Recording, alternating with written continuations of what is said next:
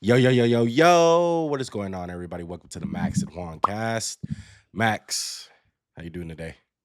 Doing good one. Another tier list, another banger of a video. Shout out to everybody watching it, but not Juan. He had no part in it. He's just a talking head. No. But we back at it. We back at the tier list. Today we are continuing the offensive trend. We did running backs last. Now we are doing wide receiver. And it's a lot. It's a lot. Wide receiver. Probably another long one. Yeah. Yeah. But Max, when it comes down to these lists, I just want to preference this because I feel like this one's probably gonna have the most gaps. Because Max was tough on me. Max was like, dude, we gotta set like a line here. Because I was like, Yeah. okay, what about Drew Pearson? What about Art Monk? You know, these are old head guys. Dude, we couldn't get everybody. We Yeah. have 37 names, 35 names. And we kind of went with what we're more familiar with. So there's a lot more modern guys. No disrespect to like the Lynn Swan and Bullet Bob Hayes. You know, no disrespect. But I wasn't really watching football in the 60s. Neither was my dad because he wasn't born. But yeah, I mean, I think that's a fair point, Juan. You know, you can't have everybody, you know. You just can't. Yeah. But look, we try to consume a list for you guys. Obviously, me and Max grew up in a certain era, started watching football at a certain era. So there's going to be some guys that hold a little bit of bias towards us because we watched them in their time. So look, sit back, relax. We're going to rank these guys S, A, B, C, and we are also adding D, correct, Max? Yeah, we're gonna have a D. We're gonna have old head that's gonna be very small. Just a couple honorable mentions, and we'll probably name a few more guys. But you know, just again, shout out to you guys for watching. Please, again, like always, leave your feedback of these guys. You know, give us a reason. It's all we ever ask. Don't just say, "Ew, you're dumb." I'm like, okay, thank you very much. Thank you very much. Right? Like, Yeah, exactly. and I think we've actually been having good feedback. Great views. Yeah. That's definitely. Okay, so let's get it started. All right. Let's get the elephant in the room. Okay, let's start off big. Let's go Jerry Rice. F. Oh, sorry. I'm just practicing for other people. Sorry. Okay, so Jerry Rice. This is probably the greatest resume that we have for a wide receiver. It's really not close, in all honesty. He only has one second team All Pro. The rest are all first team. Yeah, 10 first team. Pretty good. Yeah, so look, 3-time Super Bowl champion. He holds the record for most career receiving yards. Pro Football Hall of Famer, 80s, 90s decade team. So many Pro Bowls, all that stuff. And he basically has the retired Triple Crown. He has receptions, yards, TDs. Mm-hmm. Pretty impressive. Longevity, something we talk about, had the best of it. So look, I think this conversation it's pretty easy. He's S tier, obviously. But I think the real conversation here is, does he deserve his own tier? No, I don't think he does. This would be my one thing. And now I'm sure I'll be a hater. Look, Jerry Rice has the most and will probably never have another resume like this. But in terms of talent and people, you can't tell me Randy Moss and T.O. and other guys weren't even in his ballpark. Like, you can't tell me that, right? Did he change the game? I wouldn't really say he did. I think what happened with him, and this is where we kind of have to remember, just because you're statistically that much greater than everybody as a player doesn't mean you were that much better in terms of talent and in terms of talent and as a player. It would be like saying LeBron's in his own tier, no one's close because he's the point leader and all this other stuff. Well, it's like, oh, Michael Jordan was just as good, if not better, right? And that's my thing with Jerry Rice. He came around at the perfect times where you can somebody tell me I'm wrong, but I know I'm not. When the 80s and 90s were happening, it was about running the football. And then you have this one team that's really airing it out. And I know there was the Dolphins. I know the Bills were airing it out. But defenses were built to stop the run, Juan. Like in these days, it was run the ball, play defense, you win a championship. These guys had the West Coast offense before pretty much anybody. And now the offense is still viable in today's NFL. Plenty of teams still run crap they're running from the 90s. The team was ahead of the curve. Jerry Rice got the production ahead of the curve because teams weren't really built to stop him. Like we said in the corners, who was this dude's peer? It was Dion and Darryl Green. Name someone else from the 90s that was like, damn, that lockdown. No. Yeah. So that's my one thing I'd say. I get you. I'm a hater. Yeah, the people are gonna look at it like you're a hater. I'm gonna say some positive things about Jerry Rice that, if you're making the argument. Yeah, 100%. No, 100%. Because I don't feel like that's negative. I feel like that's the truth of the matter. I think there's a legit conversation, but when it comes down to a lot of these lists, you're looking at the accolades, you're looking at the career-wise, it's not close. He should be in his own tier when you go to that standard. Yeah, if it was just accolades, I agree with you. Yeah, 100%. But I would say this. For what he was, what his situation was, and where he came from, like Jerry Rice was a hard-ass worker, bro. He made everything. The hardest. Maybe the hardest. He got everything out of his career, every single ounce. And I would say this, the unfortunate thing about the conversation that we're going to have about these other guys that may come close is that none of them really had the work ethic of Jerry Rice. And I think that's a great point. And I think that's the biggest thing about Jerry that pops out to me. You hear about the famous hill that he would run, in the off season, and how he came from Mississippi Valley State and he worked for everything he got. He wasn't a high touted prospect or anything like that.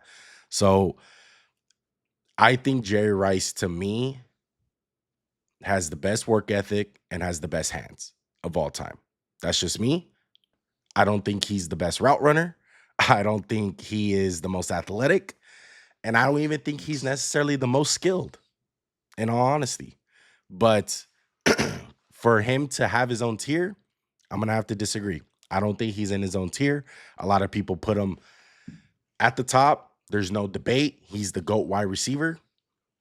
I'm just one of those people that disagree. And Max is one of those people as well. Hate on us if you want, but can't do it. But Jerry Rice has an S tier. Not even, it's not a conversation. I think what you said was the best way to sum it up. There's not one player in NFL history, maybe Tom Brady, that got like every bit out of his like ability, right? Like that I don't think he could ever be like, I didn't work hard enough. No, they definitely did. Like other guys we're going to talk about, like Randy Moss, T.O., Chad Johnson, other guys would be like, they definitely left some yards on the table, right? They left some meat on the bone, but not Jerry Rice and like other guys like him. Great way. 100%. Great. 100%. All right. Yeah. So S tier, easy. Let's move it along. Who's your S tier guy? And then we'll go to mine. Who's your GOAT receiver, basically? And I'll tell you mine. We might have the same one. If we have the same one, I'll tell you. It's T.O. or Randy. As a kid, I always loved T.O. because just like, he killed the Eagles. So that was so fun. So who's your GOAT receiver? You got to pick right now. Who is it? GOAT receiver, Calvin. I'll go Calvin over those guys. We're on the same boat, but okay. Let's go Randy then. Let's like, that Eagle fan that's like, in my heart, I know. Like that's me with T.O. Like, in my heart, I want him to do, but like you did sit-ups in your driveway and just ruined our whole season. I can't support you. Exactly. All right, let's go Randy Moss though, because I think this is the guy. I thought we were going Calvin. Yeah, but you want to go Randy first? I thought you were gonna go unbiased. Honestly, no, I'm going with Calvin. I'm going with Calvin's my GOAT. He's my GOAT. But we'll go Randy. Okay, we'll go Randy though. Offensive Rookie of the Year, Comeback Player of the Year, 2000s All-Decade Team. 100-year anniversary, Pro Football Hall of Famer, only 4 All-Pros, and 6 Pro Bowls. What is this crown for, Max? He has the best receiving single season I've seen, other than Calvin's. Most touchdowns in a year, 23. Insane. And then most receptions TD as a rookie, NFL record, 17. 17 as a rookie is insane. Randy Moss had a weird career. Would you agree? Yes. It's really good at the beginning.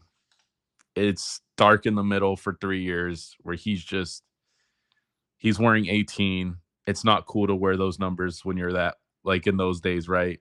And then he goes to New England and it's like a rebirth. It's a reminder of why he's the most scary receiver, even more than Jerry Rice. And I think the fact that he was able to have so many like down years and still make S just screams to how talented he was. Yeah. The unfortunate thing about Randy is that when you're making the argument, everything is on the field. Everything is like, what did you see? And Randy was one of the most special specimens that we have seen at the position at wide receiver. And I truly mean that. And he is the creator of getting mossed. That comes from him. So Yeah. it's pretty crazy the effect that he had on the NFL as a receiver. And he was special, man. He had it all. He was fast. I would say he ran a 4.3 at that height. It's if not faster, man. If not faster. I mean, he was tall. Yeah. He was like the ultimate, like, F it, throw it. He'll be two guys, no biggie, right? Yeah. Like you said, dude, I remember as like a kid, I played like Madden 01 with my dad, and I was just like I didn't know who Randy Moss was because I was like 6, and I was throwing the X, and my dad would just like rage. And I'd be like, he's like, it's Randy Moss, BS. Like those are like, but like he had such an, I hate to say aura because I'm not like 10 years old, but there was like an aura where like if he's on the field, like just wait, he'll get you. He's gonna get it, you know. And I would just say this, Max, when you talk about leaving a lot on the bone, you would say, is the year that he had it all as far as perfect situation, he literally made the most out of it. He had one of the greatest wide receiver seasons that we have ever seen. Yeah, and like there's one thing I didn't say about Jerry Rice. I don't remember a time where he really had a horrible quarterback situation. Like, guys, Randy Moss plays for the Vikings for what, like 4 or 5 years, and then goes to Oakland. Jerry Rice couldn't put up numbers with that team. Like, it was how bad. Like, I hate to say he still did like, put up numbers, though. I'll tell you that much. Yeah, like he wasn't, like he couldn't be elite. Like you know, like he was dying in Oakland. Yeah. Like, think about the most special specimen of a receiver. And like, you know how Randy, he had a bad like attitude at times. Like, there's no denying that. Yeah. He gets traded for a 4th round pick and then has the greatest receiver season of all time. Arguably. So, like, again, and I think some of the guys on this list will talk about it. Like, the quarterback situation for a couple of these guys was awful. And that they still produced, not at the highest level, but once he got Tom Brady, and this is a great stat. How many games do you think Randy Moss played with Tom Brady? He was in New England for like 3.5 years. Let's say about 32 games. Yeah, 36. Because the second year, Tom Brady tears his ACL, and Randy Moss is with Matt Castle, and he's good. But it's like, man, what would another year of those two been like? Right. Yeah, it's unfortunate for Randy. He is definitely S tier. But when it comes down to who's better, are you putting him over Jerry Rice? It's tough. I'm going to get it done right here and now. There ain't no later. We got to decide this now. I would say no. Okay. He's not better than Jerry Rice. He's close. He's like splitting hairs. What would you say? I'm going to say no as well. I'm going to say no. When you bring everything into it, no. I don't think so. Because like there's like him and T.O. had the thing where like they could kill a team. They could absolutely kill a team, right? Mm-hmm. Like, I feel like when he got traded to the Vikings that second time for like 2 days and then got cut, like he was just, I bet he was so fun to be around. Yeah. Yeah, I can't. Look, he's an easy S tier, like we said. Oh, yeah. But I don't think I can give him the crown over Jerry. Now, this is the way that we're based. We base these guys, this tier list, everything. So that means accolades, impact on the field. You know, how were you looked at? It's everything. How did you act? Yeah, everything. Absolutely everything. And so when you bring all of that into account, I feel like Jerry checks more boxes than Randy. I would agree. And I think this is a perfect time to move to T.O. because Yeah. this was Randy Moss's contemporary. This was my favorite receiver growing up, like as a kid. T.O. was he was so talented. It was a Very problem. similar to Jerry Rice. Not scouted. Went to Tennessee Chattanooga. Was a 3rd round pick, I believe. Only has 5 first team All Pros, 6 Pro Bowls. But like Greek God, Adon. Like even 50 years old, they're like, damn, could T.O. still play in the NFL? That's how good he looks. I would say this one. When he came out, he was exceptional. But man, every stop was just like the T.O. drama. Like after that Super Bowl year with Philly, and he was amazing, by the way. Broke his leg, came back, played on a broken leg in the Super Bowl, killed it. And then the next year, he's like getting suspended for 8 games for conduct detrimental to the team, doing sit-ups in his driveway. Then he goes to Dallas, then Buffalo, then Cincinnati. Like these guys were burning bridges. Him and Randy burned some bridges. Yeah. But as a player, you give him the ball 10 yards, he could take it to the house. He'll break like 10 tackles. He was ridiculous. Yeah. T.O. was one of those dudes, bro. And I love that you brought up that like he was a Greek god. Like I don't think people understand how crazy built T.O. was. Oh yeah. And he kind of had it all. He had the deep ball. He was able to run with the ball in his hands. He was the whole package. And it's kind of crazy to think on how many teams he played on and he still winded up accumulating those numbers. Like, oh yeah. And I would say his special year honestly got cut short in the Super Bowl. Yeah. He missed like 6 games. He came back like in the playoffs playing on a broken leg. But again, it's not even, T.O. hit San Francisco at the tail end. He's got Jeff Garcia, works his way out of there, goes to Philly. He's with the perfect quarterback, Donovan McNabb, for him. But they can't be on like good terms, so he burns that bridge. Dallas was a crap show, right? He's good though. He's not like he's bad anywhere. Like he was good in Buffalo. Yeah. But it was just like a crap show. It was just T.O. burning bridges and making it about him. And, the NFL did him dirty by not making him a first ballot Hall of Famer. They did him dirty. Because popularity contests, him and Randy weren't that popular, like amongst like NFL circles. Like if that's just not the perfect case one, he didn't get into the Hall of Fame on his first time. I mean, he's got 1,000 catches. He's 3rd all-time receiving. One of the greatest players I've ever seen. And just to make him wait is it's unbelievable. I think he's an S. I'd put him after Randy and Jerry. But this was the guy growing up. This was 1A, 1B with him and Randy. Like it was them for like 10 years. Who's the best receiver in football? Yeah.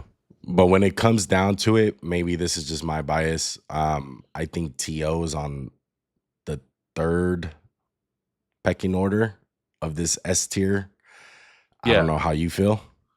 No, I would say even if we go to Calvin, I would put him behind Calvin. Yes. Like in my opinion. Yeah. But he had everything.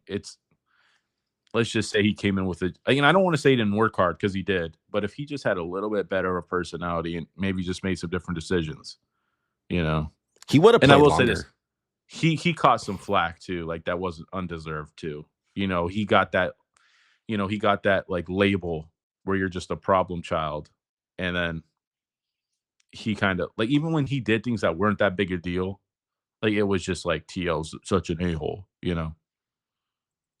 Yeah. Look, I think T.O. had a lot more football left in him, but the media didn't like him. He didn't like the media. It's a lot of politics involved with T.O. and Randy to a certain point. So, that sucks. But in all honesty, they're S tier. It's not a question. We're really like we're splitting hairs trying to rank these guys. And I'll say this one. These guys were like the diva receivers that made people like afraid to deal with receivers. Like just them on their own. Yes. Especially for my growing up in that 2000s, like ESPN, there's T.O., there's Randy mooning the crowd, even though like not a big deal. He didn't take his pants off, but whatever. All right. So let's go to our next receiver. And me and Max are kind of biased, not going to lie. Calvin Johnson. When it comes down to accolades and legend score, it's not going to be impressive. Obviously, you guys know the story. If you guys are relatively young, I mean, he only played 9 years. That's it. That's all he played.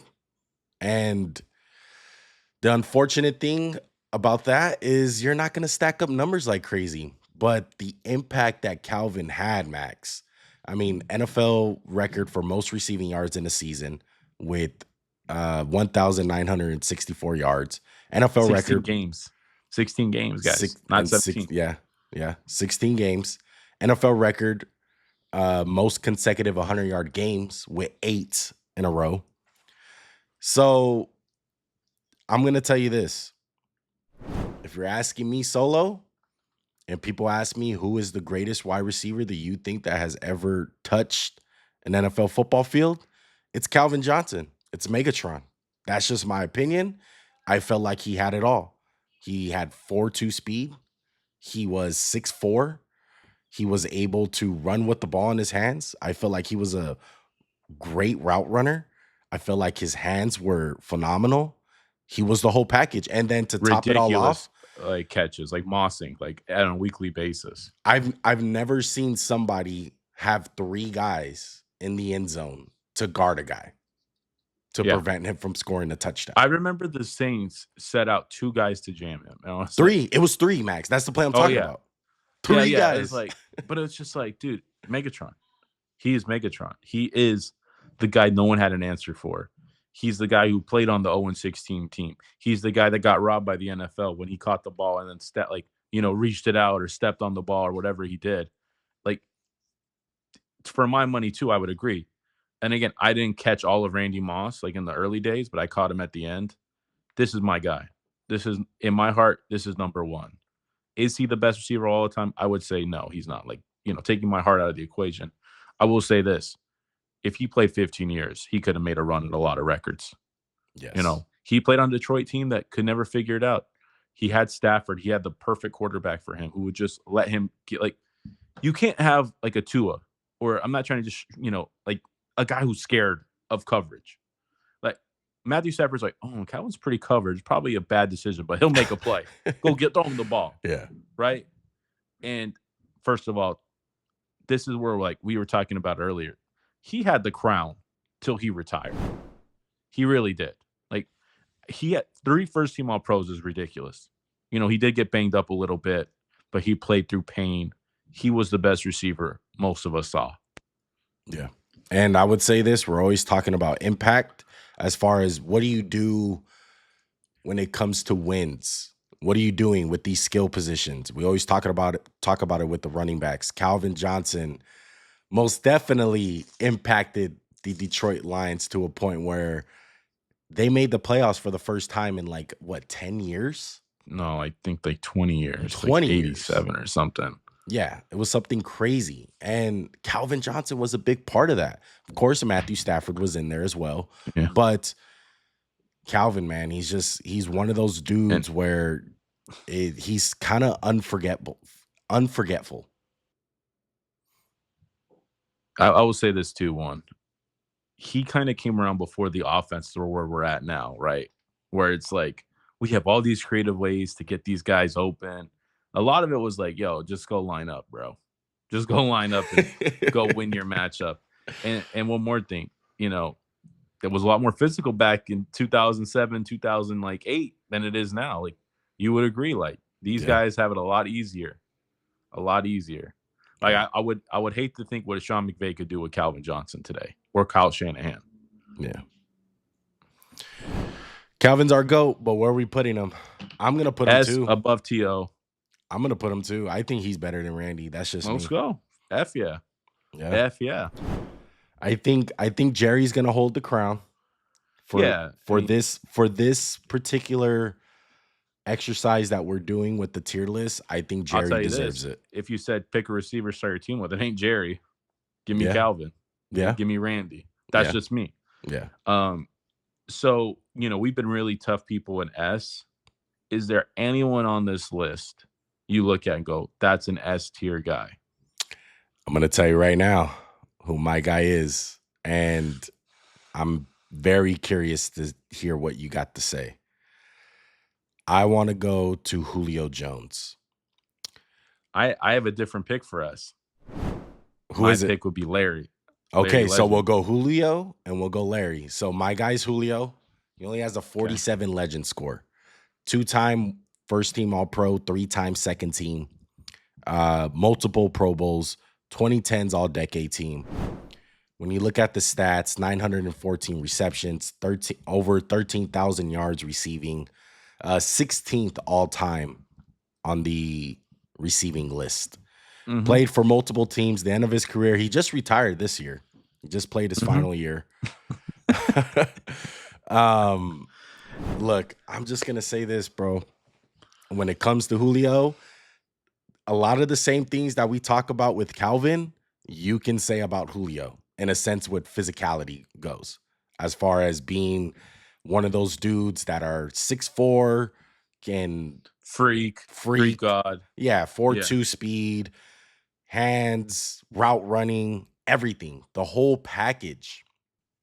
Unfortunately, with Julio, I think he kind of gets forgotten about in a sense because he played in an era where there was just the receivers were just coming in bunches. I don't know if I agree with you that he's forgotten about. I feel like he's got such a, again, I hate to be the guy who says aura, because like I remember when they picked him and they traded up. I remember the first play I ever saw that was like, who is this guy? He made a diving catch with one hand. And I was like, for like a 60-yard completion. This is like baby Julio. I remember with the dreads, when he had the dreads when he first came out. He was a freak of nature. I thought when you said unfortunately, he was the king of being banged up and playing. That, and he was the king of not getting touchdowns. He would never score. Oh yeah, that was I mean, he should have a Super Bowl to his name. And I'll say this: he balled out in the Super Bowl. You can't put any of that loss on him. You know, we put it. I on would the say play this. Calling and I want to specify this. Go ahead. You're not wrong saying that he didn't ball out, because he had. If they would have won that game, he probably had one of the greatest catches in Super Bowl history. A lot of people Still don't does remember. have one of the greatest catches in Super Bowl history. I don't think they threw to him enough. I think he only had maybe 4 catches or something. I forgot what he had, but they didn't throw him the ball enough. They didn't throw him the ball enough in the biggest situations. They waited until the very end. Yeah, 4 for 87 and a touchdown. Yeah, that's not good enough for Julio. You got to got 8 catches. Yeah. I want to say this one. I think you have a case for S, but I don't think it's the right case. I don't think he's the right choice. I think he's the top of A. I think Larry Fitzgerald is my clear-cut S guy. What makes him different from all these other guys? In terms of player, him and Julio are neck and neck in terms of talent, right? Like I would say you can't go wrong with who you're going to pick to start. But we always say, talent is always in terms of this exercise. I'm going to make a few things. First of all, again, both these guys don't have the most impressive resume. Like, how does Larry Fitzgerald have 3 All-Pros? That's it, right? 11 Pro Bowls. What I will say is this. He had this ridiculous peak, especially when they went to the Super Bowl and the playoff. Like, he balled out. I think he had, we did the math. It was 700 yards in 4 playoff games, or 600 yards with 50 catches. Ridiculous, right? Yeah. Ridiculous. What killed Larry Fitzgerald's was there was a 3-year stretch where we had the worst quarterback in football playing on his team. And I don't care if it was Jerry Rice. I don't care if it was Randy Moss. Nobody could, he's in the prime of his career. He's got 800 yards because John Skeleton's throwing him the football. The Cardinals wasted prime years. We talk about in the NBA, you can't waste a LeBron year. They just wasted Larry Fitzgerald. And I will say this, he was good until the end.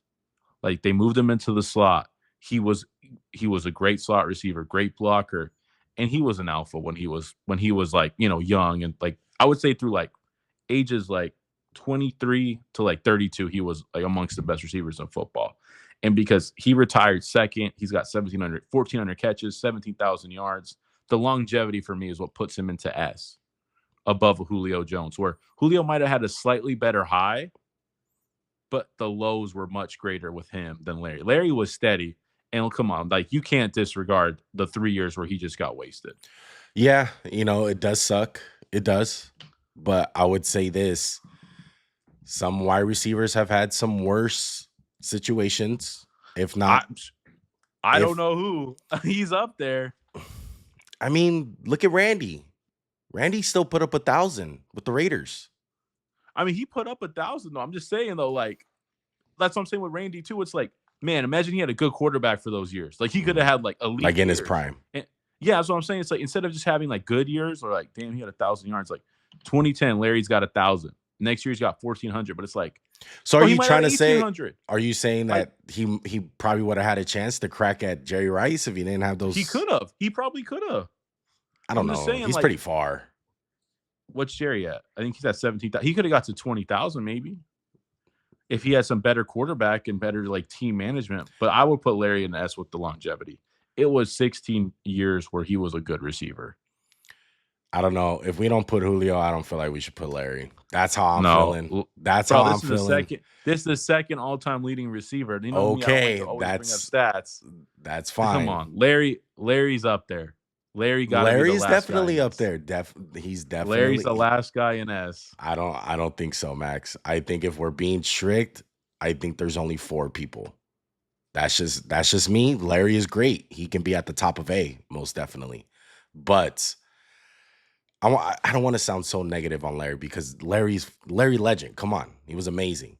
And I would say this, he had the second best probably playoff run by a wide receiver. Or I would probably argue third. I would say Jerry had 1. Arguably Cooper Kupp had 2. And probably he was 3. Yeah. I would say this. For my money, he had the best hands I've ever seen. Best hands I've ever seen. That's high praise. I think there's some other guys that can compete for that. But look, Larry Legend was amazing.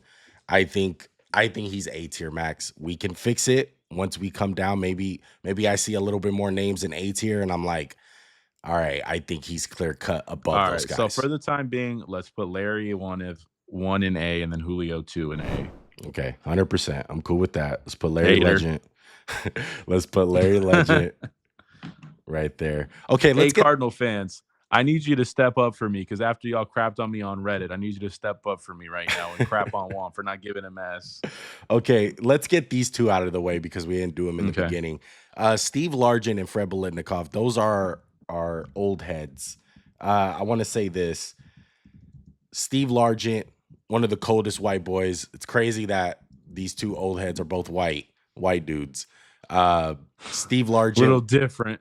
Yeah, Steve Largent, one of those dudes that kind of put on for Seattle. You know, he was like the forefather of those Seattle teams when they first got established. Was he the NFL's leading receiver when he retired? I think he was. Yeah. I think he was. Yeah. But again, very different game.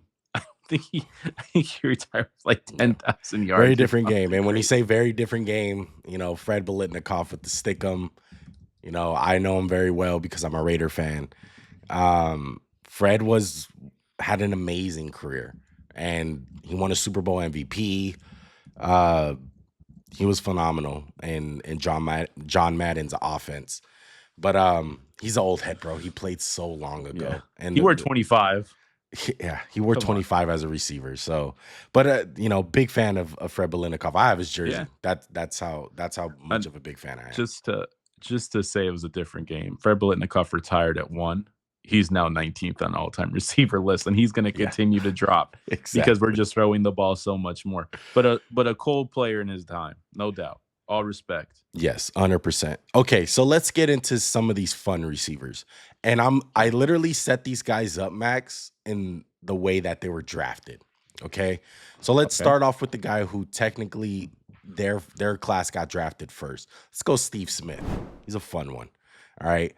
44 legend score, comeback player of the year, Triple Crown winner as well. Max added the ice cube for Ice Up, as he's most famous for, saying to Aqib Talib on Monday Night Football. Yeah. 4-time All-Pro, 2-time first team, 2-time second team, 5-time Pro Bowler. Some of the stats that he has, over 1,000 receptions, almost 15,000 yards receiving. That ended up getting him 8th all-time on the all-time receiving list. 81 touchdowns, played for Carolina and Baltimore. I would add this. He was absolutely amazing for Baltimore at the age that he was. We thought he was done. You know, he came off, I think, Achilles, right? Did he have the Achilles pop? Yeah. thought he was done, but he had some good years for them. I always say this about Steve Smith. People don't remember he was a problem child when he first was coming on, fighting with teammates, personality, I mean, he always had an edge to him. Yeah. He was undersized. No one gave him a chance. I mean, his first years or so, I don't think he even got to play that much. And then he just came onto the scene and exploded. He's the best receiver to ever put on the Carolina Panthers jersey. He was the propelling force and balled out in the Super Bowl. Absolutely balled out. Yes. So, again, I love Steve Smith. I don't think he's an A. I think he's the top of B as it stands. Hell of a player, hell of a talent. But there's guys who are better on this list, and big respects to him. Huge fan. It's tough. But if I'm being tough, I'd put him in B. Like in my head, he's a B. Yeah, he was kind of a defensive player playing at the offensive position. Yeah, you want to talk about personalities and divas. I wouldn't really label Steve Smith as a diva. I would label him as a dog. That's what he was. He was one of the best. But he was one of the best fire, trash talkers. Yeah, but sometimes that fire burnt his own team because he was just. But like he wanted to kill you. Like he wanted to kill you. Ask Malcolm Jenkins how much he wanted to kill you. He dogged out Malcolm Jenkins a couple of times. Look, I think he's one of my personal favorites as far as receivers go. He was so fun to watch, man. And how could you not? How could you not love Steve Smith? And I would say this, he's a big reason why a lot of these receivers even exist, because he was one of these small, compact guys. And at the receiving position, the position wasn't known to be very nice to those type of guys, in a sense, where it was especially when he came in. Especially now, it's like you see them all. They're all over the place. And I will say this. He's one of the first guys who played bigger than his size. Yes. He was 5'9", but he was not afraid to go up there and get it and play in the air. Yes, 100%. So when it comes to Steve Smith, I'm leaning B tier.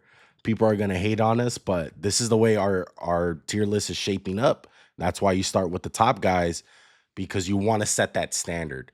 And when we have Larry and Julio in that A, it's like, yeah, he's not better than Julio and Larry, but definitely one of the all-time greats, Steve Smith. And the longevity is something to take into account too, because like we said, with Baltimore, he was still pretty good. I remember some of those games against the Raiders at his old age, and this dude was just having like 200 plus yards receiving. I'm like, what the hell's going on? Steve Smith is like 34 years old.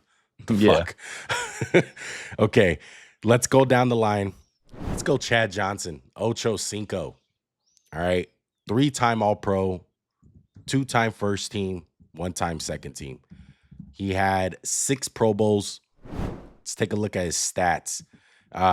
Both of these guys were drafted in 2001, by the way. Second round pick to SMC. Shout out to SMC. Yes. JUCO, baby.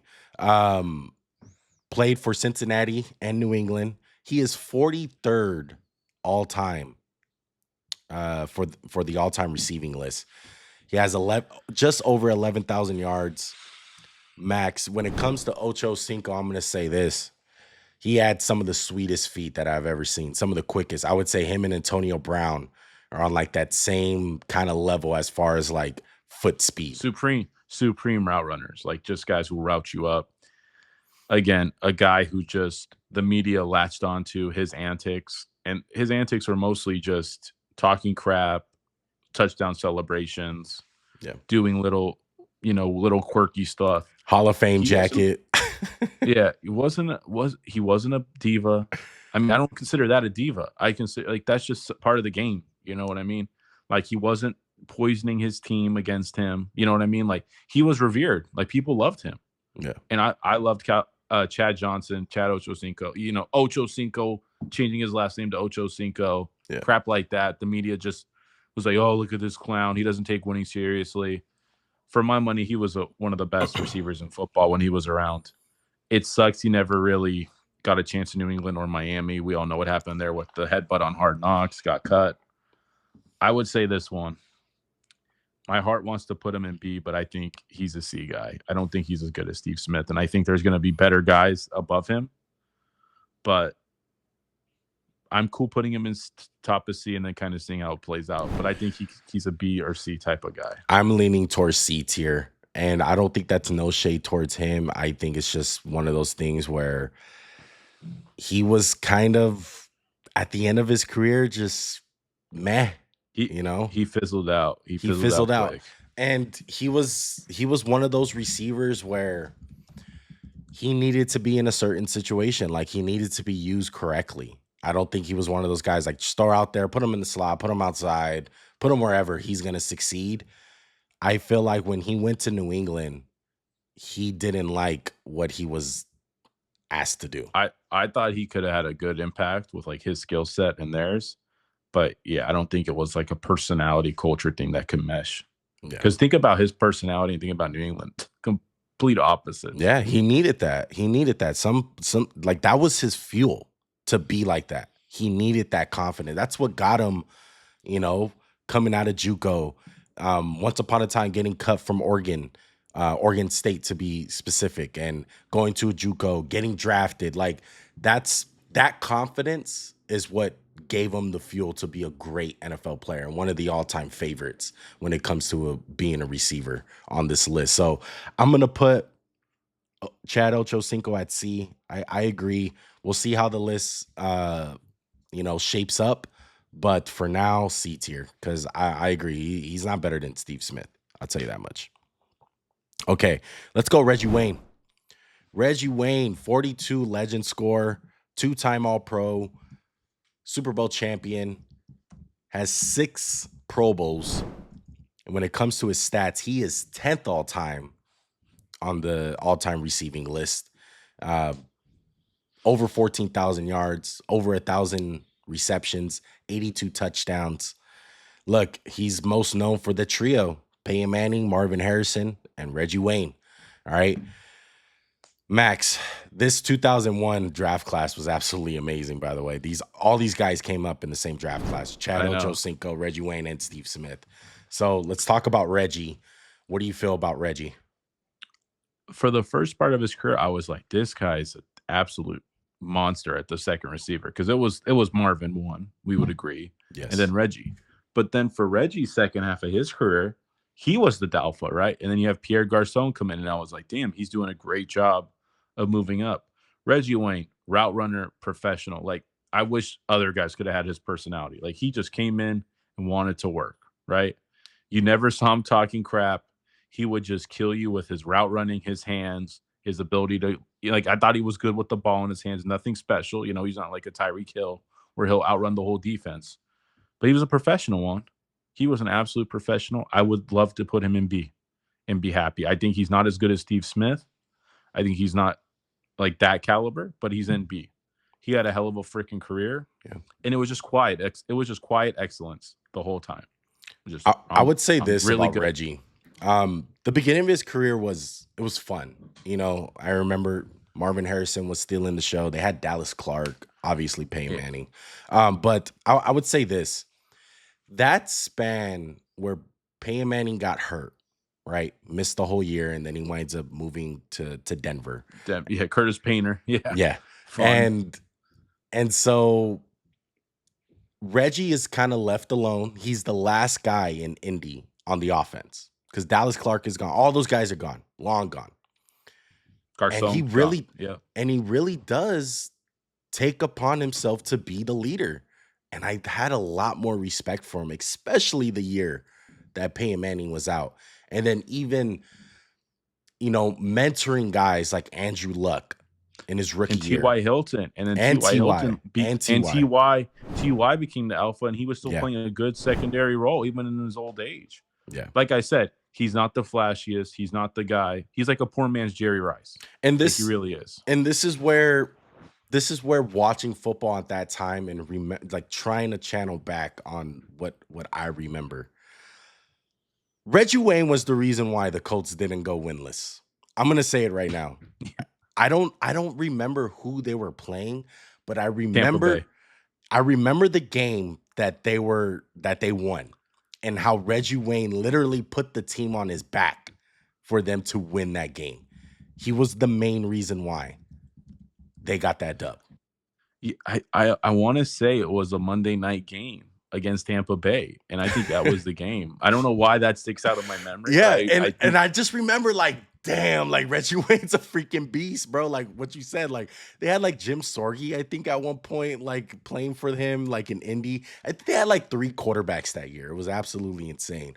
But you know how me and Max feel about guys who like make the most out of their situation and still are impactful guys with all their situation, like just falling down behind them. I mean, they went 2-14, and Reggie Wayne led them. I'm pretty sure like every like decent.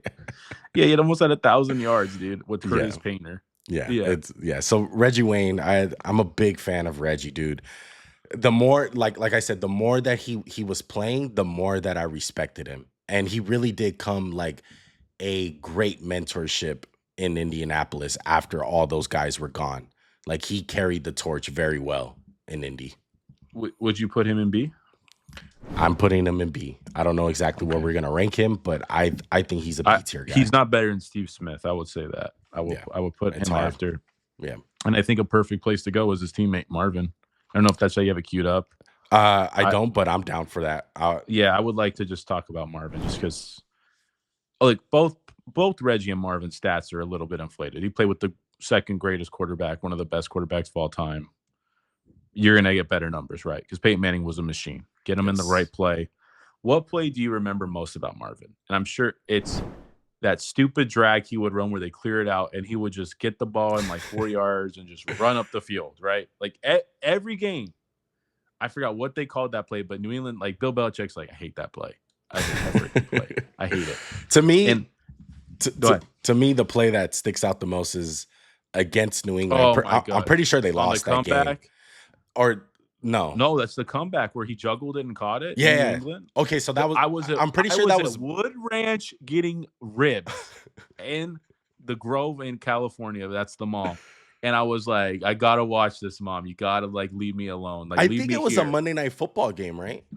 Or no, it was the playoffs. It was the AFC Championship game. Okay. I was like, Peyton got to get it done. Once talked about how much he loved the Colts. I love him too. I was like, F Tom Brady. And I was like, they got to get it done. I don't know, Max. I don't think they won. I think we're talking. Are they in New England? Yeah. Are you talking about when he juggled and tapped his feet, right? Yeah, I don't think that was in the. That was the AFC Championship game. I'll look it up right now. You can look it up. Because I'm pretty sure the year that they beat New England and went to the Super Bowl, it was in the divisional, and they did come back from that, but the game was in Indianapolis. I'm pretty sure. Was it? Was that one where Gary Brackett had the pick at the end? I don't remember. They had so many. They had some, but I know what play you're talking about though. The toe tap. Yeah, I remember Marvin was a dog that game. Yes. That was it was snowing. It was a blizzard. Like it was crazy weather. The field was all messed up. But Marvin, I mean, body control. That's I feel like Marvin running. Yes, route running, body control. He had it all. It's kind of unfortunate what his career is kind of remembered as off the field. That's besides the point. You know, he has a son in the NFL now, Marvin Harrison Jr., and that just shows our age, really. But Marvin was my favorite receiver before Calvin came along. I wanted to be like Marvin Harrison. I would be in my backyard, like trying to toe tap like Marvin, trying to catch like Marvin, run routes like Marvin. He was one of my all-time favorites. You know me, I was a big Colts guy growing up. Yeah. Peyton Manning was my guy. So I remember some of the stories that I would hear about him and Peyton. They would do 2 drills. They would do wet ball drill. They were one of the first ones to start doing that. And I remember me and my brother would be in our backyard wetting up the football because we would hear that Peyton Manning and Marvin Harrison would do the wet ball drill. And then number 2, I would hear that they would literally throw routes in the dark. That's how on point they were. And I find it absolutely insane to think about. But Marvin, one of the greats. I'm kind of leaning towards the bottom of A, honestly. I would put him at the bottom of A. I think it's hilarious that he's 9th all-time receiving and Reggie Wayne's right behind him at 10. But for my money, he was one of the best receivers in football, and he's a special player. I'd put him in A. I think there's going to be guys above him. But again, another thing where it's just like quiet excellence. It was like Marvin Harrison, 100 catches, 1,000 plus yards, like 8 touchdowns. It's like just book it. It's like every year with the Colts, it was that. Yeah. So I'm putting Marvin in A for now, bottom of A. But like you said, man, quiet excellence from Marvin. Let's continue with this crazy like draft. Keep going. Anquan Boldin. Playoff Quan? I wanted to get to him early. I wanted to get to him early because he's one of those guys with a low legend score, but it's like you had to be there. You had to be there, man. I know. Super Bowl champion, offensive rookie of the year, Walter Payton man of the year, 3-time Pro Bowler. Look, his legend score is not all that much. This guy has never been selected for an All-Pro Max, I'm pretty sure. No, never been an All-Pro. BS. That's absolutely insane. They're haters. So he's part of the 2003 draft class. And this is why I wanted to continue because like 01, 03, all the way up to like 2014, I feel like it was just we're getting great receiver after great receiver. Played for Arizona, Baltimore, San Francisco, and Detroit. I would argue he had a great impact in all those places. Over 13,000 receiving yards, over 1,000 receptions, 82 touchdowns, 14th all-time max when it comes to the all-time receiving list. Look, you said it best, Playoff Quan. That was his nickname. Shout out to Joey. But he really was like during playoff time, his days in Arizona, and especially that run that he had with Baltimore, he was a force. I feel like if Anquan Boldin didn't play for them, I don't think they win the Super Bowl. No. I say that with confidence. That whole run was contested catch. Like Anquan Boldin was slow. He ran like a 4.8. But what did he do? Great, tough, physical receiver, kick your butt, big body, strong. And when he came onto the scene, he had like the NFL reception rookie record. Like he just came onto the screen, exploded. Him, Kurt Warner, Larry Fitzgerald, even Steve Preston, like first trio to get 1,000 yards, I believe, as a receiving core. Yeah. Anquan was really good. I mean, he's 14th all-time receiving list. It's tough because there was never a year where you're like, damn, Anquan Boldin's lighting the world on fire. But he was just quiet excellence, like the Frank Gore type of guy. Like it got bad at the end with Detroit. Like Detroit, he was washed. But Arizona, Baltimore, and San Fran was good, like you said. I'd put him in C. I want to put him in C or maybe D. I just like it's tough because the accolades aren't there. But like, guys, he was so good. He was so freaking good. Like I would say there's an argument that he was better than Ocho Cinco. So I think C tier is perfect. You know, we'll start filling up C tier, but I think Anquan Boldin is a C tier guy when it comes to the all-time receiving greats of the NFL. And it's just one of those things where he was great everywhere, so he made it happen everywhere. Like you said, he wasn't a fast guy. He had great hands, strong hands. Like I remember against the New England Patriots on that Baltimore run, he made some amazing plays for Joe Flacco. Amazing plays. He was never open in Baltimore, but he just kept coming catch after catch. Even in the Super Bowl, he was big. Yeah, he was good in the Super Bowl. Yeah, and then he was good with his San Francisco days, and he was, even though I'm pretty sure I want to say he retired during the season with Detroit, or did he finish that whole year with Detroit? I don't remember that Detroit year at all. I remember Joey hated Anquan Boldin because he destroyed the Niners, and then he was so hyped when they got him, and he was like, playoff Quan. We got playoff Quan. Exactly. So let's put playoff Quan and see. Yeah. Hopefully he stays there, but we'll see how it shapes up. Let's move it along. Let's go to Andre Johnson. All right. Ooh. Yes, this is a great one. This is where, this B and A tier is probably going to get a little bit packed. Pro Football Hall of Famer, as we expect. Is he a Hall of Famer already? Yeah. Do you know? Okay. Yeah. So he's already in the Hall of Fame. 4-time All-Pro guy, 2-time first team, 2-time second team, multiple Pro Bowls to his name. He is 11th all-time on the receiving list. Over 14,000 yards, over 1,000 receptions, only 70 touchdowns. I would expect him to have more. Number 3 overall pick for the Houston Texans. And I want to say he lived up to that. He was the second year of their existence, because I'm pretty sure Carr was the first pick. So he lived up to it, man. he lived up to all of it.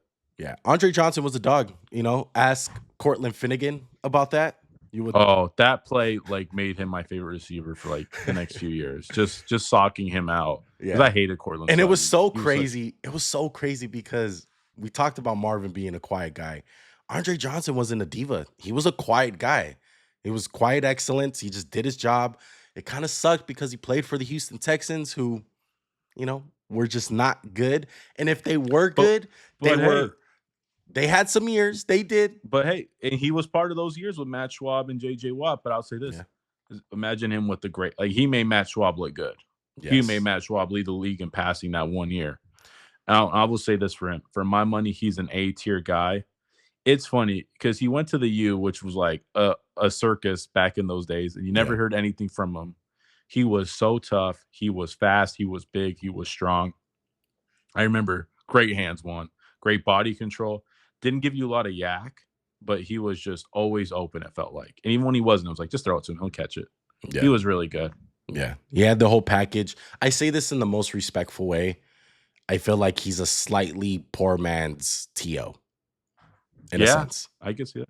Yeah. I would put him in the bottom of A, top of B. But I would let's put him in A to start, I think. I want to put him in B. I think really? Yeah, I think he's a B tier guy. Because you can argue, man, like Steve Smith and Reggie Wayne, they're fighting for that. I think he's a clear head above those two guys. Really? In terms of player. I do. All right, let's do it then. Let's do it then. Let's put him in A. I'm trying to hold that A tier to very, very high regards. And we know it's gonna fill up. Know it's gonna fill up. Okay, so let's move on. Let's move along. We got Larry. Larry was in that same draft class. Mm-hmm. Let's skip ahead. Let's go to Brandon Marshall. Okay. This is the 2006 class. 4-time All-Pro, 6-time Pro Bowler, legend scorer 41. Actually has an NFL record for most receptions in a game with 21 at the time. I'm pretty sure someone beat that, I want to say. No, he got it. It's still up? Okay. He beat TOs of 20. Okay. And he also has the most season with 100 catches of 6, which I'm sure will fall. That will go down one day. Only 25th all time receiving.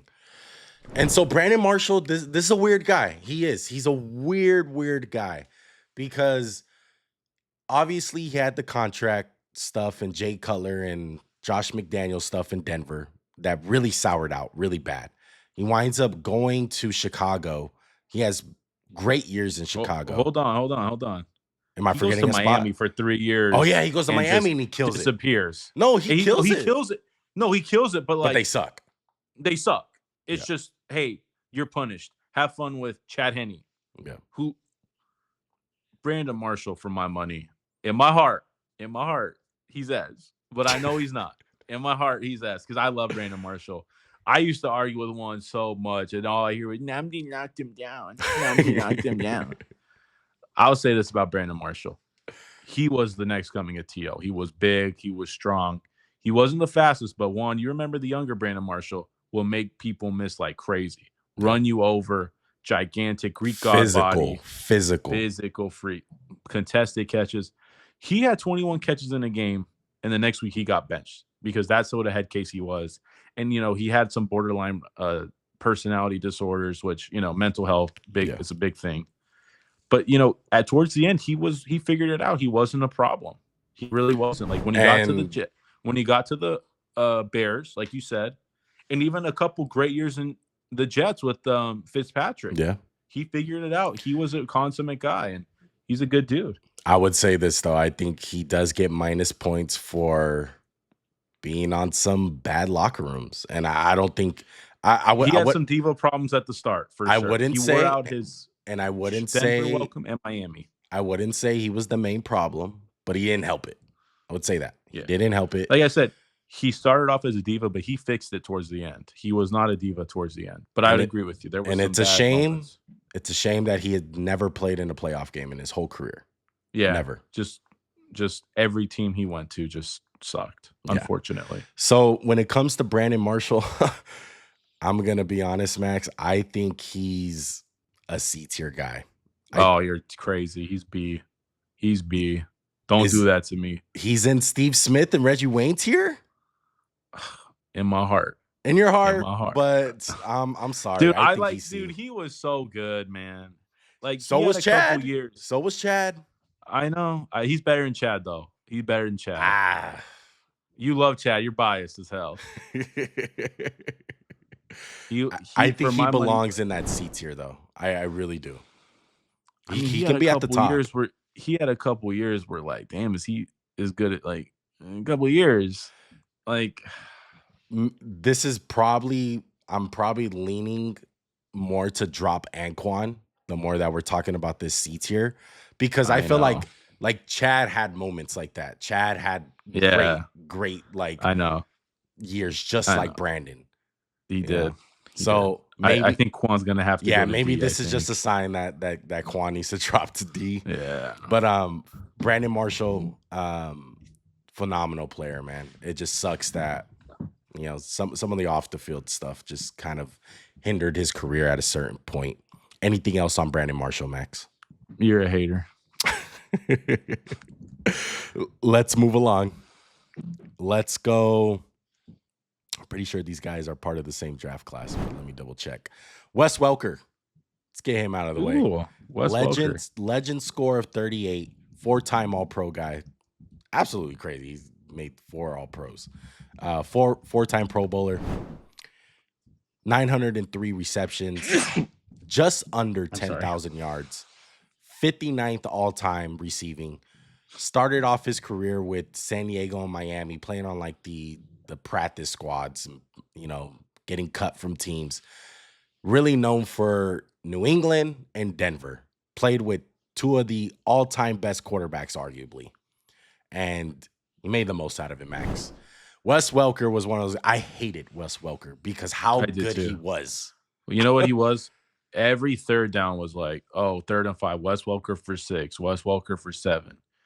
This is a crazy, crazy career in terms of how it started versus how it ended.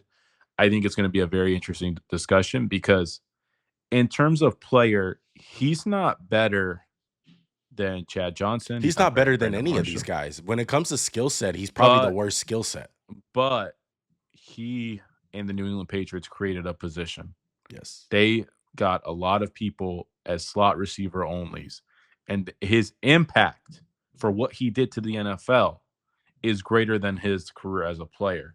And this is something where it's an interesting discussion. Look, I don't want to put him in D. I will put him in C. Part of me, like, if you're just talking about him as a slot receiver only, he might be an A. He is the greatest slot receiver I've ever seen. Like, strictly slot, where you can't play outside because, dude, he was so smart. He was so good with the option route. The short area quickness was ridiculous. So I guess the question is, one, he led the league in receptions 3 times. Like I was talking about, he was just Tom Brady's money guy. Yeah. Like, look, we forget. Like, if he made that catch in the Super Bowl, he'd have a ring, which is crazy that he played with Brady and Manning, don't have a ring. Where do you put Wes Welker? Like, because there's a discussion where what he did got a lot of guys paid, made a lot of guys money. His impact was great, and I think the bottom line is he should be C tier, depending on where we rank him. He's definitely a C tier guy, leading the league in yards, multiple years. Receptions, excuse me. But dude, you remember how he killed your defense. It was like 3rd and 8. We got him. We're gonna get him off the field. Oh, here's Wes Welker just cutting up some dude. You're like, whether it was Josh McDaniels, whether it was Tom Brady, he was part of revolutionizing the slot receiver. Dude, 4 All-Pros is crazy. He got as many as T.O. and Randy, I think. Yeah. So Wes Welker is one of those guys. Max brought him up. He was like, I think we need to add him to this discussion. And one was like, why? I'm like, bro, look at this ridiculousness. And dude, as a slot receiver, one can attest, dude, he just made you crazy. He had a couple him with Randy. You're like, ugh. I would say this too, man. You needed to be smart to play in that New England system. And it part of it was his skill set, obviously the short area quickness. That's what he was great at. But it was up here. It was reading leverage. A lot of guys just can't do that. There would be the play that Wes Welker would have, and depending on the leverage and the coverage, He had to be on the same page as Tom Brady. This cornerback's playing this way. This cornerback's playing that way. They're playing cover 3. They're playing man. You needed to be on the same page. And we seen it. I'm just going to say a name that we talked about, Chad Ochocinco. He got put in those situations. It wasn't the same. And guys, Julian Edelman don't exist without Wes Welker. No. And there's a lot of little slot every little white guy that is short, small, but can run routes in the short area quickness is compared to Wes Welker. He is the reason why that there's a Hunter Renfrow. He's the reason why there's a Julian Edelman. Every white guy like that, even, it's just what it is, man. He is the GOAT when it comes to slot receivers, and he deserves to be on this list, and he deserves to be in the C tier. He's a C tier guy. Like I said, there's a case to be made for B with what he did as a slot. But let's continue. Great. I love the conversation with Wes Welker, because these are guys you're not gonna remember them, man. You're not.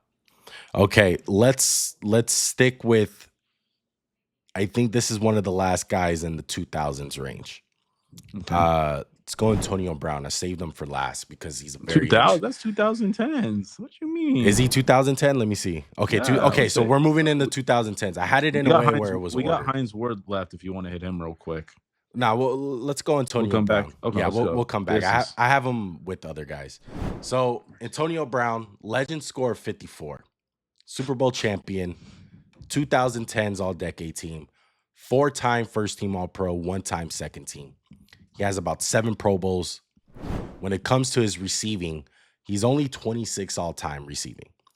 Over 12,000 yards, 928 receptions. Played for Pittsburgh, New England, and Tampa Bay. Obviously winning the Super Bowl with Tampa Bay. Just before we discuss anything, just to be honest, did you buy the jersey when he came to the Raiders? No, I did not. Shout out to my uncle. He bought the jersey.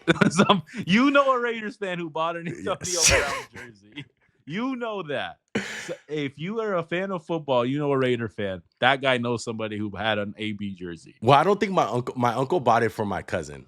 My little cousin. So they did have it. I don't know what they did with it, but they did buy an Antonio Brown jersey. I hope it's in a fire I hope it was good firewood somewhere. We all have those purchases. But look, Antonio Brown, I'm gonna say this, man. He was good. He was more than good. Fuck that. He was an S tier receiver. The stuff that he did in like a 5-year, 6-year stretch. Dude. He was absolutely amazing. I hate to be the guy that just reads numbers, but okay, starting in 2013 to 2018, it's 1,500, 1,700, 1,800, 1,300, 1,500, 1,300. Like, when Calvin left, it was AB, and I don't think it was close, man. And I effing hate this dude. He is a-hole. He is whacked out of his mind. CTE, ESPN, whatever he's calling it these days. The dude was a baller, man. He was a baller, shot caller. The best route runner I've ever seen. There was no deceleration. He played above the rim for a guy who was 5'10" on a good day. Had the ball in his hands, would make people. Wasn't the fastest, right? One like ran 4.6, and you're like, how's he outrunning it the whole defense? Yeah.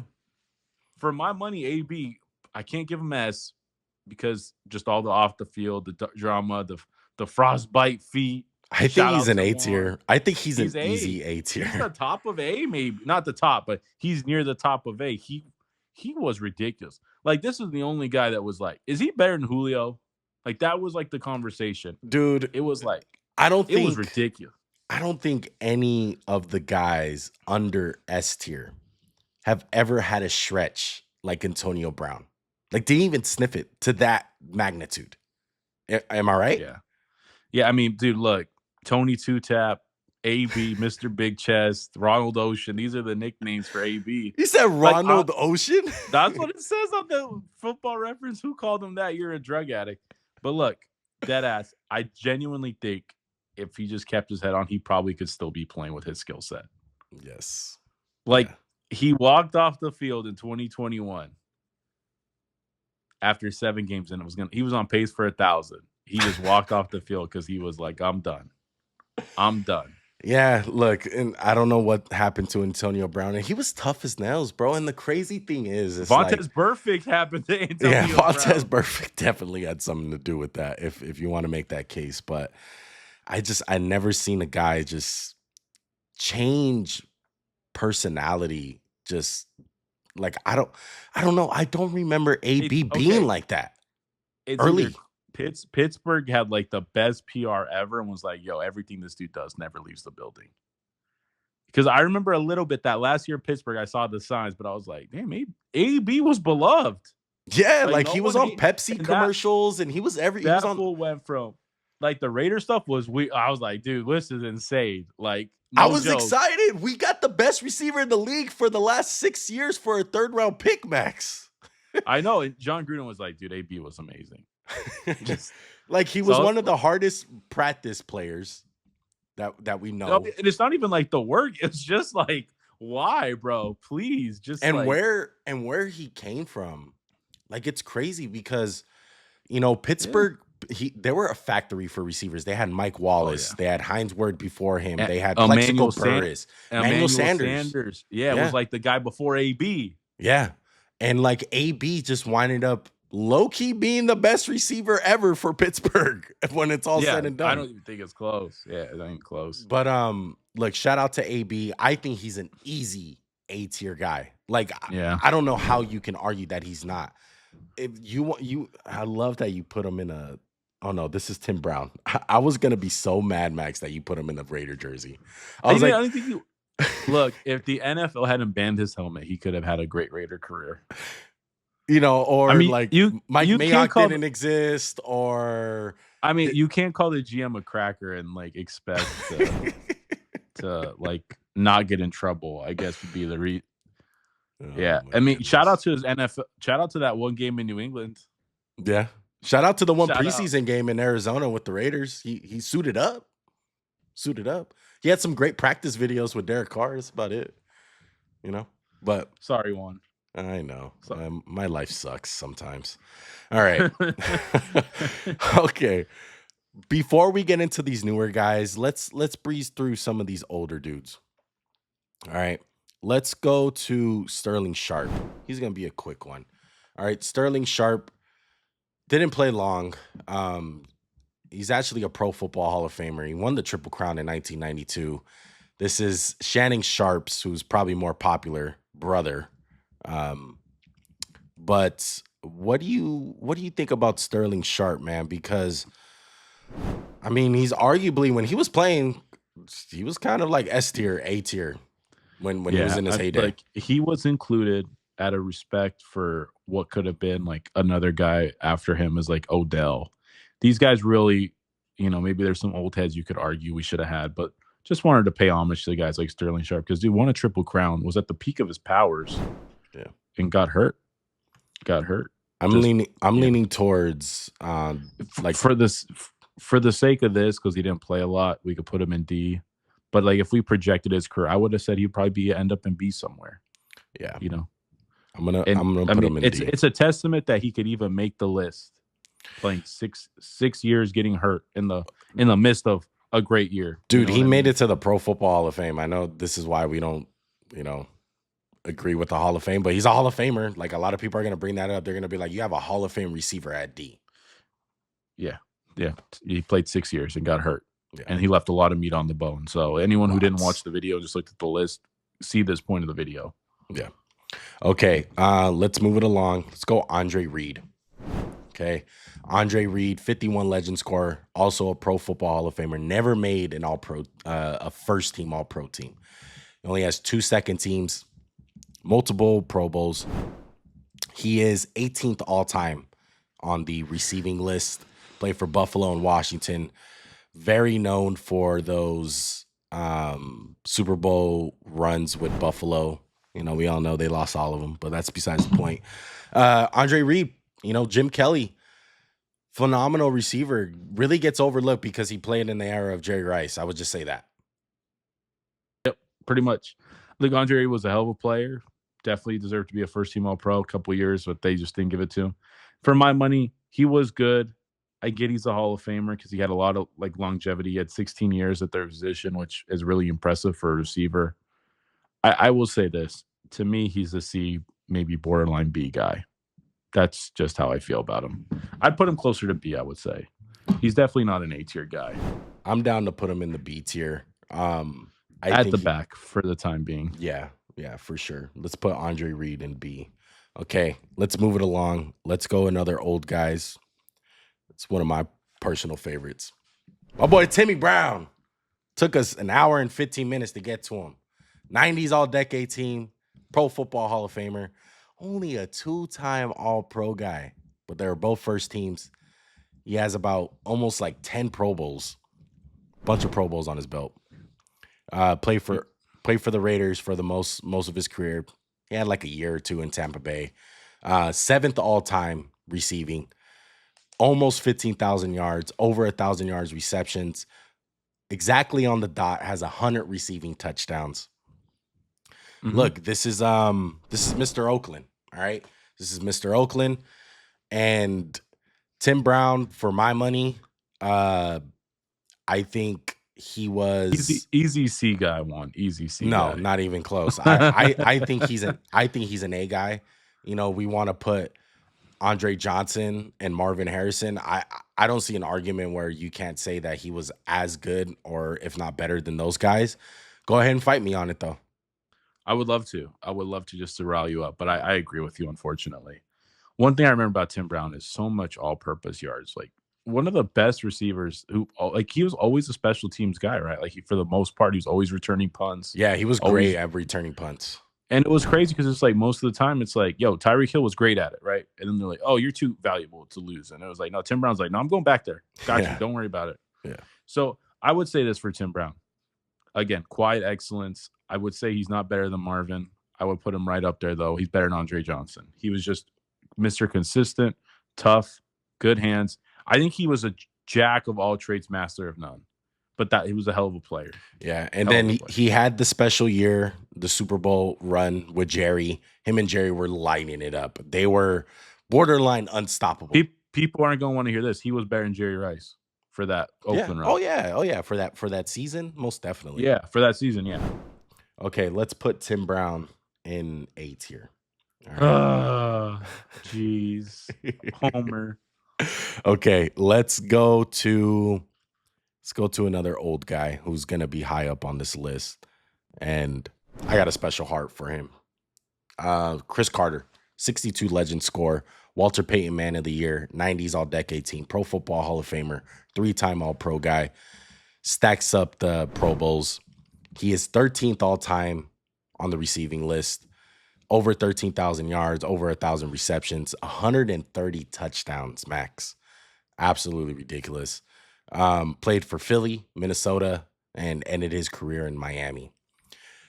Cris Carter was a weird case. If you guys don't know about his storyline, kind of had some off the field issues with Philly. You know, had the drug stuff going on with, you know, the marijuana and all that. Didn't have his head on straight. He can say that for himself. If you hear his Hall of Fame speech or if you ever hear him speaking. But the tail end of his career with Minnesota, when he was with Randy Moss and the Dante Culpepper years and Randall Cunningham stuff too. He had the best hands, in my opinion. I think Cris Carter did. He had some of the biggest hands I've ever seen. The way that his thumbs would spread out was absolutely ridiculous. Like the webbing of his hands were crazy. I've never seen anyone like it. But body control, route running, some of the biggest and strongest hands that I've ever seen. Cris Carter in my heart is an S tier guy, but I know he's not. No, unfortunately, he's not. I mean, I'll say this. All I heard growing up was all Cris Carter does is catch touchdowns, and he's got 130 of those things.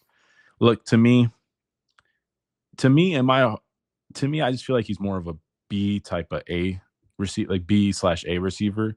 I will say he leaves some, like, in my heart, like when I want a receiver, I want like the big alpha guys, you know, go up there and get it. Like I feel like him and Julio, there's a gap, like in terms of talent.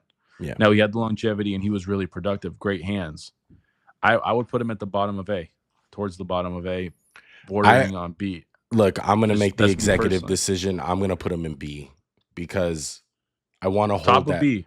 Top top of of B. B. Yes, most definitely top of Like, B. and I will say this: I don't think there was a lot of years where you could say Cris Carter was the best receiver in football. I don't Yeah, think there's many years you could ever say that. Like, I think even when Randy got there, he outshined Cris Carter. yeah, And I would say other guys in A, you were like, damn, they're the best receiver in football for a couple of years now, at least. yeah. 100%. Okay. All right, let's go to. Let's finish off. Let's go. You know what? Let's hit the Rams, guys. Let's go Isaac Bruce and Torrey Holt. Let's start off with Isaac Bruce. Got to go together. Legend score 47 for Isaac Bruce, Pro Football Hall of Famer, Super Bowl champion, only one-time All-Pro guy, second-team All-Pro, four-time Pro Bowler. He is fifth all-time on the receiving list, over 15,000 yards receiving, 91 touchdowns, played for the St. Louis Rams and the San Francisco 49ers. Max, I'm gonna be honest. I know Isaac Bruce probably has better numbers than Torrey Holt. I'm pretty sure. Yeah, he does. I mean, it's not by much. I mean, they're both like obviously ridiculous in their own right. Like, so you know what I mean? What do you remember about Isaac Bruce? Because in my low key, you know, I was born in '95, so I didn't see everything of Isaac Bruce, but I feel like Torrey Holt was better. But let me hear what you got to say about Isaac Bruce. I would agree. And, you know, I've went back and I've thought about like, man, maybe it's just because, you know, recency. Like, I remember Torrey Holt. I remember like him dominating. But, I mean, Isaac Bruce didn't make a first-team All-Pro ever. And obviously there were some, like, he had some really good years where it's like, how do you not make first-team All-Pro? For my money, I always thought Torrey Holt was better. But honestly, I would just give them like the time of 1A, 1B status. You know, they were a part of the greatest show on turf. They both were ridiculous in their own right. I think it's kind of like a pick 'em. Like, if you want Isaac Bruce, you want him. If you want Torrey Holt, you want him. Yeah. For my money, I've always been a Torrey Holt guy. And there was just some years, like, if you look at Isaac Bruce's like Pro Football Reference, 1338, that's the high for yards. That's nothing. I mean, sorry, he had 1 year with 1780, and then everything is nothing above 1330. That's not really like, you know, A, B, like I said, it was like 16, 17, 18, 16, 15. And he was just a really quiet case of excellence. Yeah. And I do believe Torrey Holt had some higher peaks. Yeah. I think it's splitting hairs. They're very similar in a sense where, you know, quiet excellence. You didn't really get a peep out of these guys, but maybe it's recency bias. Maybe it's because I watched them a little bit more. I think Torrey Holt is better. When it comes down to the tiers, I think they're both B. Yeah, I find it hard not to put them below B. I mean, I feel like they're. No, I think they're both B right next to each other. I'd put Holt above. And I mean, again, you know, we're not trying to make it like, you know, stats are everything, but Torrey Holt had 1,600, 15, 14, 17. It's like those are bigger years than, you know, Isaac Bruce had. Yeah. Yeah, 100%. But I think they're B tier guys, great receivers. You know, they played on the greatest show on turf, like Max said, and they were big contributors, bro. You know, Isaac Bruce was there a little bit longer, so he was there for some rough days. But Torrey Holt, man, I remember him being one of those guys where he had great hands, great route running, really good body control. Yeah, a lot of speed to him. So big fan of Torrey Holt, bro, for sure. And he would always get lost in the sauce, really, like, because I think other guys were just louder. Yeah. But I agree. Yeah. Anything else on the Rams, guys, Max? No, I think I want to finish off the 90s next. Let's go. Can we go playmaker, then Hines Ward? Like, finish off those guys. Yeah. Okay. So let's go Hines Ward. Two-time Super Bowl champion. People are going to love the fact that we got Hines Ward on here because I feel like he gets lost in the mix a lot with these receivers if you're not talking to a Pittsburgh fan. Super Bowl MVP, three-time All-Pro guy, four-time Pro Bowler. His stats, not going to amaze you. He has 1,000 reception yards on the dot, 85 receiving touchdowns, over 12,000 yards receiving. That is 30th all time. Yeah, 1,000 receptions. Yeah, 1,000 receptions. Sorry. Yeah. So I would say this. He was such an AFC North receiver. Like, it was tough, physical, best blocking receiver I've ever seen. He was like having another tight end out there. Like, he wanted to take off a cornerback's head. You know what I mean? Like, he caught Ed Reed a couple times. Ed Reed caught him. He was tough as nails. For my money, wasn't this world beating receiver. Like, border, I'd put him in D, to be honest. D or C. Yeah. Wasn't the most special guy. He was on some good Pittsburgh teams, had some good moments. He was nothing super special, but he was very good. A borderline Hall of Famer, I would say. The one thing that I remember about Hines Ward is the blocking, man. He was one of the greatest blocking receivers I have ever seen. Those peel back blocks were absolutely crucial. He couldn't play today. Yeah. He'd be getting fined left and right, giving people concussions for just knocking them out of I'm pretty sure he's a reason why that a lot of those peel back blocks are non-existent. Yeah. So, yep. But that was the AFC North for you. That was Hines Ward for you. Shout out to one of the probably the fan favorite when it comes to Pittsburgh receivers. Everyone, like, when it comes to numbers, it's AB. But when it comes to, like, you ask Pittsburgh fans, 9 times out of 10, they're going to say it's Hines Ward. He was such a Pittsburgh guy, like hard blue-collar guy. Where do you put him, in C or D? I'm putting him in D. I'm going to move Anquan to D because I'm just getting tired of it. I feel like Quan, Hines Ward, and Sharp are a really good D tier. I feel like all of them have like something in common, you know. Mm-hmm. Okay, let's go to playmaker. Let's go to Michael Irvin. Max, where are you leaning for Michael Irvin? Because I'm thinking B. I really am. Yeah. It's hard to punish him because he played in a really run-heavy offense. It was mostly, hey, run the ball, Emmitt Smith, and then, hey, third down, we need you to go over the middle, Mike. Yeah. Hey, Mike, we need you to make this crazy play. Right. He was one of the best receivers of the decade. Yeah. Like, he's better than Andre Reed. He was like, he wasn't Jerry Rice, but he was like that next step down, right? Yeah.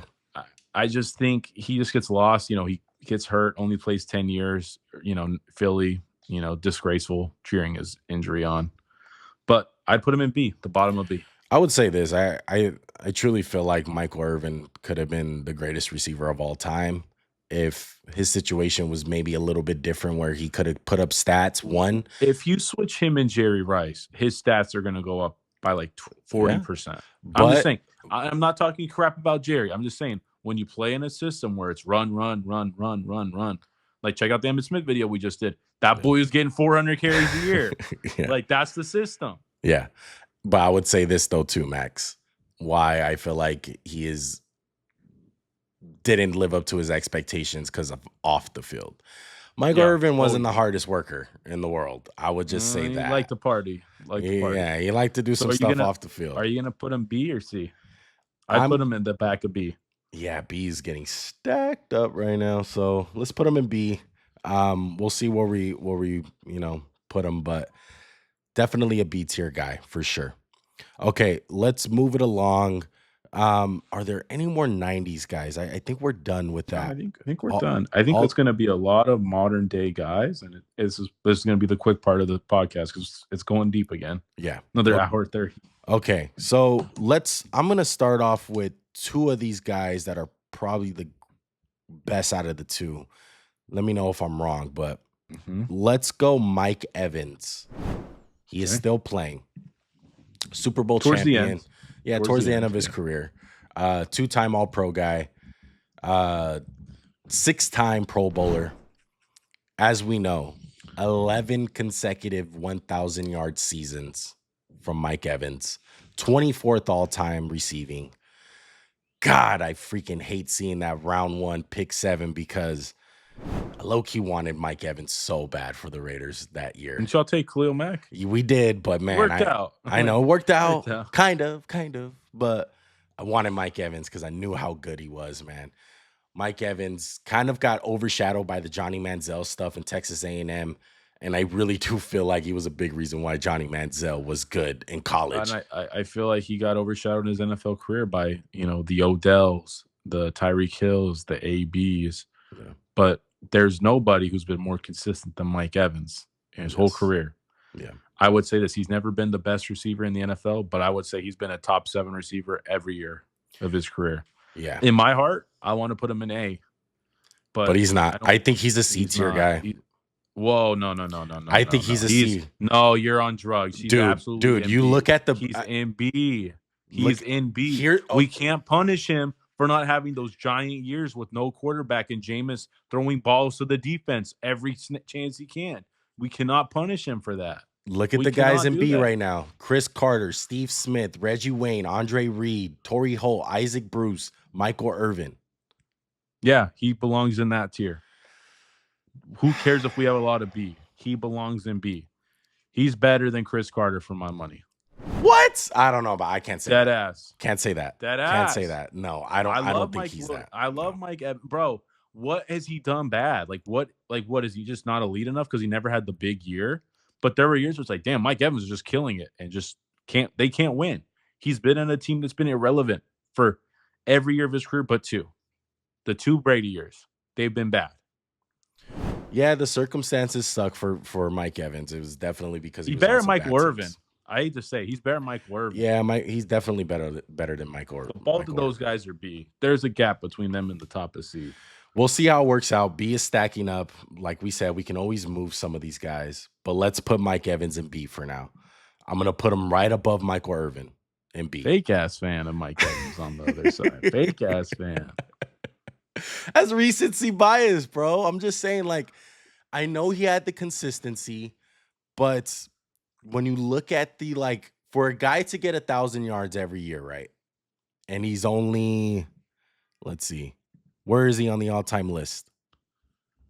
He is 24th all-time. Yeah. I mean, he's still playing. Oh, shut up, Max. He's still playing. Yeah, he's gonna skyrocket to top 10 within the next 2 years. I bet he'll retire. He can get 15th. He's probably very close to being top 15. I'll tell you that. Yeah, I want to see the all-time. So who's we got so many like modern guys coming up. It's gonna be tough where to put them. Yeah. Mike Evans is 24th. He's like 300. Yeah, he'll move into like 15th this year. Yeah, I can see him getting top 15. Yeah, pretty soon. Hater.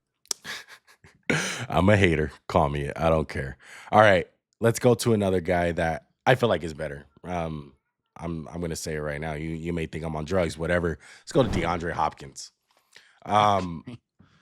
He's a 5-time All-Pro guy, 3-time first team, 2-time second team, 5-time Pro Bowler. His stats: 21st all-time receiving, almost 13,000 yards, 984 receptions, 83 touchdowns. Played for Houston, Arizona, Tennessee, and KC. Still hasn't got that Super Bowl. The question is, one, are you going to give him A? Or are you going to say he's A? No, I just feel like, one, he's better than Mike Evans. 2, he's a B-tier guy.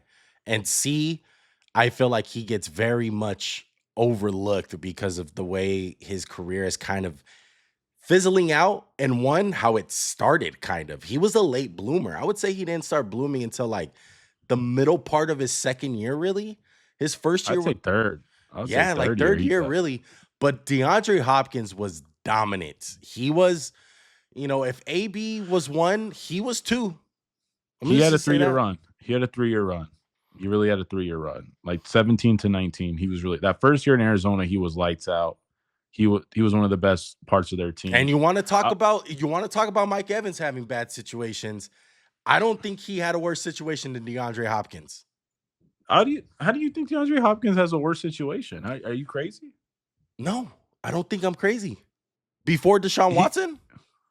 But that was like 2 years before Deshaun. 3 years. Yeah, but he played with how many quarterbacks has DeAndre Hopkins has played with? He played with multiple quarterbacks. Yeah, he played with some bad ones. I'm not arguing with you, but the Texans have, they made the playoffs with Brock Osweiler and crap, and they were decent. I'm just saying. Part of it because of him. Because they had DeAndre Hopkins. His first quarterback was Schwab, I believe. Yeah, yes. Schwab was crap. That was like the worst year of Schwab. Yes. Then he has Ryan Fitzpatrick, who was decent. Mm-hmm. We can't say he's not decent. Then he's got Brock and Hoyer and all that crap. And then he gets Deshaun. I'm just saying, look, Mike Evans had 3 years with Tom Brady, a good quarterback. This dude had 3 years with Deshaun, 3 years with Kyler, Mahomes, not me for like 6 weeks, but no Yeah. big deal. But Yeah. Lamar, I'm saying it's not worse than Mike Evans, but it wasn't perfect. I'm saying I agree with you. He had some lost years. Yeah. But I mean, D-Hop's in B. I would put him in B. Yeah, I think he's an easy B tier guy. I want to say, go ahead. Go ahead. What you're gonna say? No, I was gonna say I'm trying to think on who's close to this B tier. On who's I would coming say this. up. I think we have Jamarr Chase and Justin Jefferson.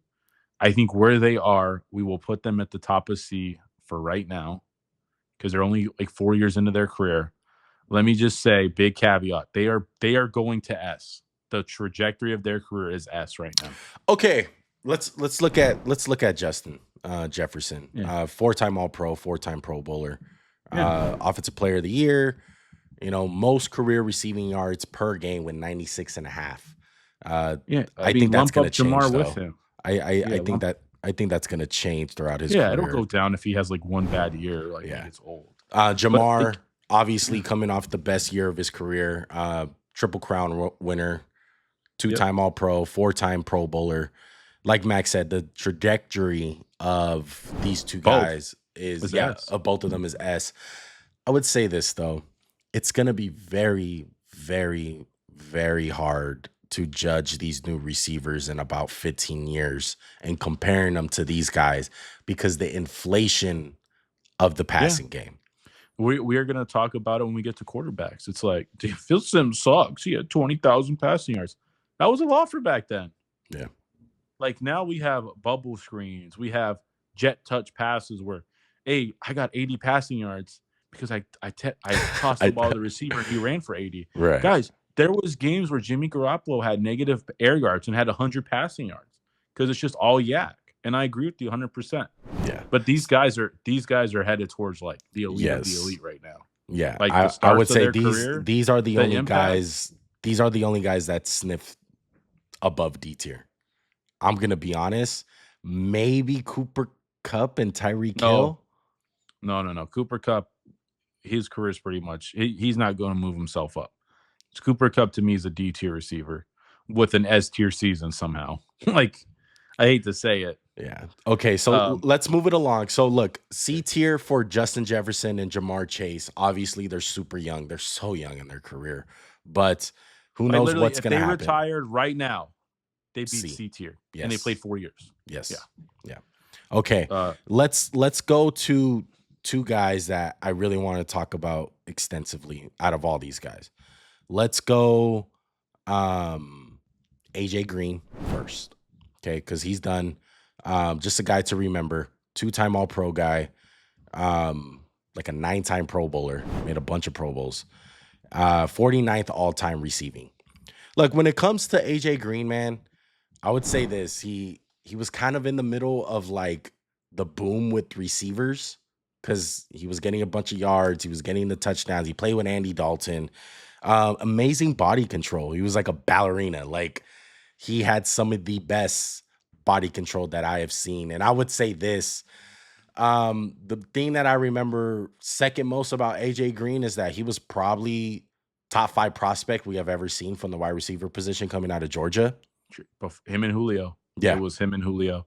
Julio translated better to the NFL because of his explosiveness, but AJ Green was just like you said, smooth, silky, ballerina.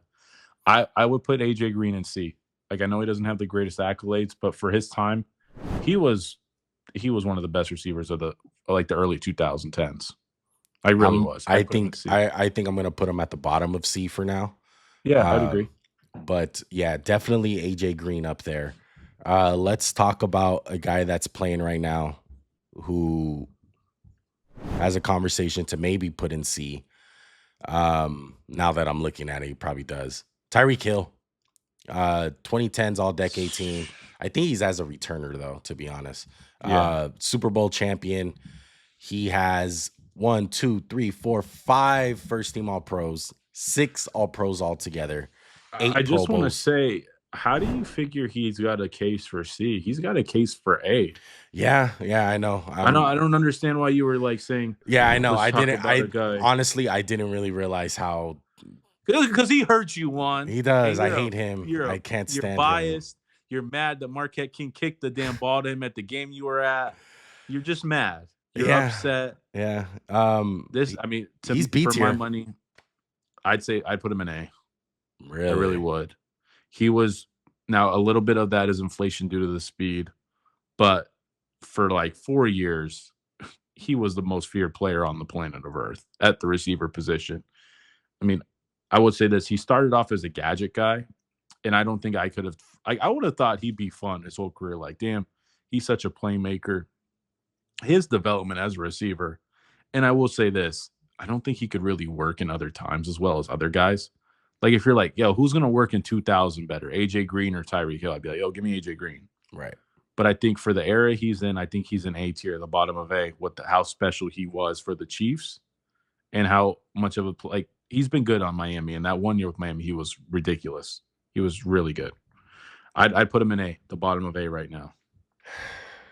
Unfortunately, I'm going to have to agree with you. That fear of Tyreek Hill was real. It's a real thing. Man, you know how many DBs got the deuces in their face, bro? Yeah, come on, man. But I'm just gonna say this. Part of it is he did play in the best situation possible. You think he's doing that on other teams? I would say this one. I would strongly say this. He played on the best situation, but he was the perfect complement too. Yeah. He don't hurt. That's my point. Like, do you honestly think if he was playing on Cleveland? I don't think he's doing that. Bad example. Bad example. I don't think a lot of guys are doing it in Cleveland. But that's what I'm saying though. That's part of it. Come on. I feel like all these guys in A. Shit. Come on. Nah, man. I feel like all these freaking guys in A, man, they're doing that shit regardless. You're gonna put him with Larry? Bull crap. Larry wasn't doing it with John Skeleton and shit. Like, he was getting wasted. That's what I'm talking about. You could put Jerry Rice on Cleveland when they're 0-16. He ain't doing nothing. He's sucking too. Come on. Tyreek Hill. Does it help? Absolutely. But I think that speed and that fear factor, you give him any type, you give any of these guys. He's at the bottom. Tell you that much. I agree. Okay. I agree. He's at the bottom. Let's put better Tyreek than you? A. He better than you? I would hope so. Big dog? I would hope so. Fucking hate Tyreek Hill so much. I know. Oh my God, he terrorized me. Yeah. Okay, we got all new guys. He terrorized a lot of people, big dog. Let's go on Deshaun Jackson, Max. Let's go to the guy on why Tyreek Hill even exists. All right, top dog, OG. All right, the originator. Nah, I would say Cliff Branch is the originator, but Deshaun Jackson, this is your boy. Take over. Shut up. This is your boy. Deshaun Jackson was the fastest human being I ever saw until I saw Tyreek Hill. Barely fucking made the list, by the way. I'm sorry? Barely made the cut, by the way. Barely. But I mean, look, he wasn't a one-trick pony, but his one trick of just getting behind defenses and his speed was it was like fear. It was like constantly watch out. He was a good route runner. Like, did he have a best personality? No. He kind of burned some teams as they went along. He got done dirty by the Eagles when they got rid of him because Chip Kelly's an idiot. But I would say this. To me, he's in C. He was so good. The route running got good. Not the best hands, not the biggest dude. But, man, that speed was ridiculous. Like you said, he was pretty much Tyreek Hill before Tyreek Hill. Yeah, he was a lower version of him. I would say that, though. He wasn't as dominant. I would say this. He wasn't Jackson, as quick as Tyreek. He was, in a straight race, he could beat Tyreek Hill, I would think. I would just say this. Deshaun Jackson, for my money, if I had somebody to run a go ball, he is top 3. He's the top 3 guy.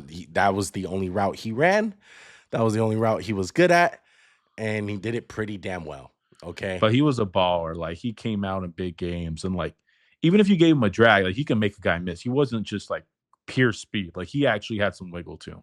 Yeah, a little bit of wiggle. Not Tyreek Hill wiggle. Not like Tyreek. Not like Tyreek, but, like, shout out to the miracle with New Meadowlands. Like, yeah, the special teams aspect. The special teams aspect was tough. Thing. He was tough, man. He was tough. And played for a very long time. For a guy that's that fast, you would think fizzles out pretty quick, kind of like how we're seeing with Tyreek Hill in a sense. I don't want to speak too soon about that, but Come on, man. look, Just taking unnecessary shots. Deshaun Jackson played a long time in the NFL. Yeah. So shout out to Deshaun. Shout Put out to him in C. Deshaun for winning that Dallas game for the Raiders. Play for the Raiders, man. Yeah, shout out to him. Give him a C. Give him a C. I'm done with that. One, I wanna hit a couple guys really quick if you're cool with this. Let's do This it. one will be quick. Let's go to Odell really quick. You're gonna wonder why he made it. But guys, if you weren't there for Odell when he came out, one can attest this. There's very few guys where you can just give them the ball anywhere and they can go get you a touchdown. That was Odell the first few years. And he had a weird career where he was really good in the Giants. And again, was he a diva one? A little bit, but was it also media driven too? Where they were like, anything he did, dude, they just ran with it. It was like he got mad and hit the kicking net. And they were like, oh my God, Odell, you just got to control. How many guys have you seen get pissed off on the sideline? One, a million, right? The Josh Norman thing was bad, but I will say this for Odell.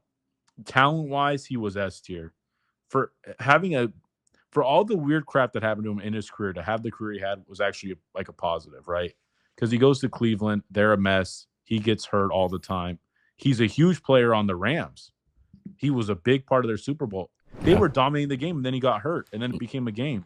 I would put him in D because obviously he didn't have the best career. Yeah. But Odell was a special player. He's a D tier guy. He's one of these guys where, he's what if almost. Yeah, and he's worth the mention. He's worth the mention because he had the crown. He did. As much as hate you want to put on him, and as much as I want to so bad be like he's known for one thing and one thing only, and it's the one-handed catch, and that's about it. Like he was more known for his off the field dances and whatever, boat trips, whatever. He was impactful, man. A lot of kids want to play football because of him when he was playing. He was a big deal. And circus catch. And he deserved it. And he deserved it because he was dominant. He was able to take a 5-yard slant to the house. That's how explosive he was. Yeah. And, absolutely. D tier for sure though. I don't think he's anything above that. Okay, let's move it along. Let's go Davante Adams, who is still playing, who I've kind of soured on, not gonna lie. Go ahead. Give me your take. I want to just say this. I've never thought Davante Adams was the best receiver in football. Did he have some excellent years with Green Bay? Absolutely. What do you think, Juan? Where are you going to put him on this list? He had a 3-year. He had a run. He's a D tier guy. He's a D tier guy. No. I think he's a D. No. He's C. See, guys, when you hear Juan, man, he don't forget, bro. He don't forget. I kind of want to move Deshaun Jackson to D then. No, see, that's why I'm saying he's in C. He had a 3-year run where he was arguably the best receiver in football for 3 straight years. He also quit on a team. He did, but it's the Raiders, so how can you fault him? That makes me want to put him in. He's getting killed in Randy Moss quit on the Raiders, he's an S. Davante Adams quits on the Raiders, he's a D. Guys, I'm telling you, man, it's all Raider bias. Put him in the back end of C and be happy. Okay. We'll put him in fucking C. He's above Deshaun. I would tell you this much though, he can easily go. Do you find it crazy if he would be an All-Pro this year? I wouldn't find it crazy. He has a chance. I'd be a little surprised, but not like, what? You know what I mean? He definitely has a lot more in the tank. I would say that. Let me say like this. I don't think he'll be an All-Pro, but he could be a good player. I'd be like, damn, 1,000-yard year. Something like that, it can up his legacy in a sense. Like if he wins the Super Bowl. I would say this. He's got a weird legacy. Depending who you talk to, he could be all the way from B to wants a D. Yeah. Like personally, he hasn't had the greatest legacy or career. Okay, let's go. Do we want to touch on Cooper Kupp, or we already kind of did? No, let's do Cooper Kupp. Let's give him his own little segment.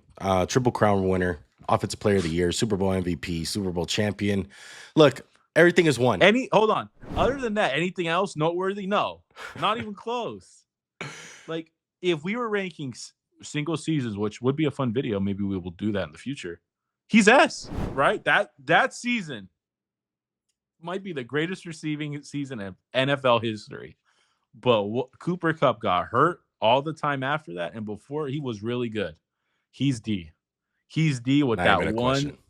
with one asterisk of his season that, like, honestly, if someone was like, I'll put him in C because that one season, I'd be like, you're right. Like, he won a Super Bowl. He was like ridiculous. Yeah. 100%. Cooper Kupp definitely D tier. I agree with you. Very solid, very good receiver in the NFL other than that 1 year. Yeah. Okay, let's go to your boy. Let's finish it off, okay? I don't think there's no need to talk about those other guys, Max. We have Mike Thomas and Keenan Allen. Mike Thomas. Yeah, you put Mike Thomas Mike on the here. slant boy? Yeah, you got No, put him in D right now. If you can only run a slant, you're in D. Mike Thomas over here. I don't even think he should be ranked, but No, get him out of here, coach. Yeah, Get him out. we're not. I just wanted to take shots at him. We're not even gonna rank him. And then Keenan Allen, I don't even think we should rank him either. I'd put him in D. Okay, let's put him in D. Okay. Yeah. Okay. AJ Brown though, he has a very interesting career going on so far. Okay, because AJ, Super Bowl champion, 3-time All-Pro guy, 3-time Pro Bowler. Mm-hmm. Obviously traded to Philly. He has 7,000 receiving yards.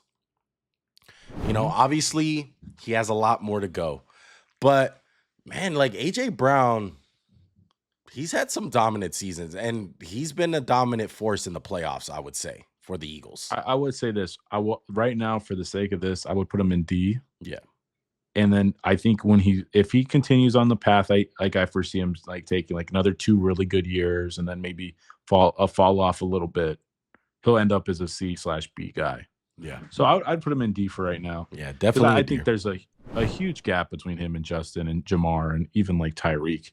But he's a hell of a player. Like, he got on the list. You know, maybe it's. And I would say this, coming out, I would have thought DK Metcalf would have been in this position, not him. But he's been leaps and bounds better than DK Metcalf. You know how I feel about AJ. AJ is my boy. I've always been an AJ guy. 100%. Should Okay. have traded for him. Yeah, low key.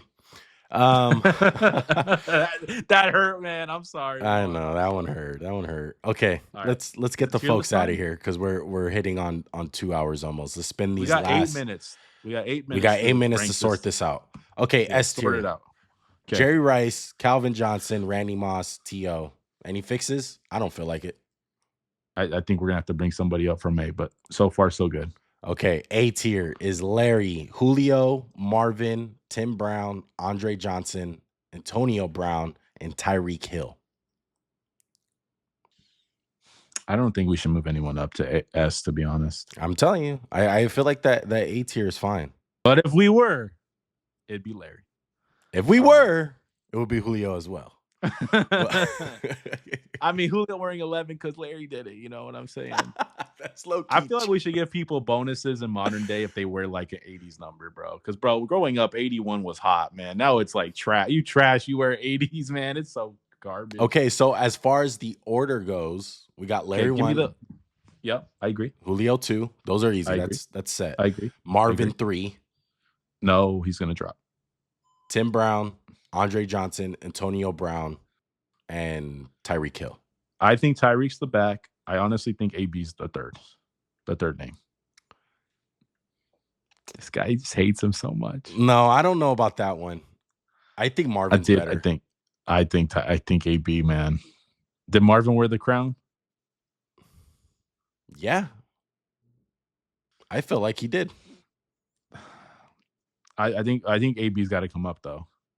Yeah, AB's definitely coming up. I don't know. I got Marvin. Okay, then put AB after. Okay. I hate to say this.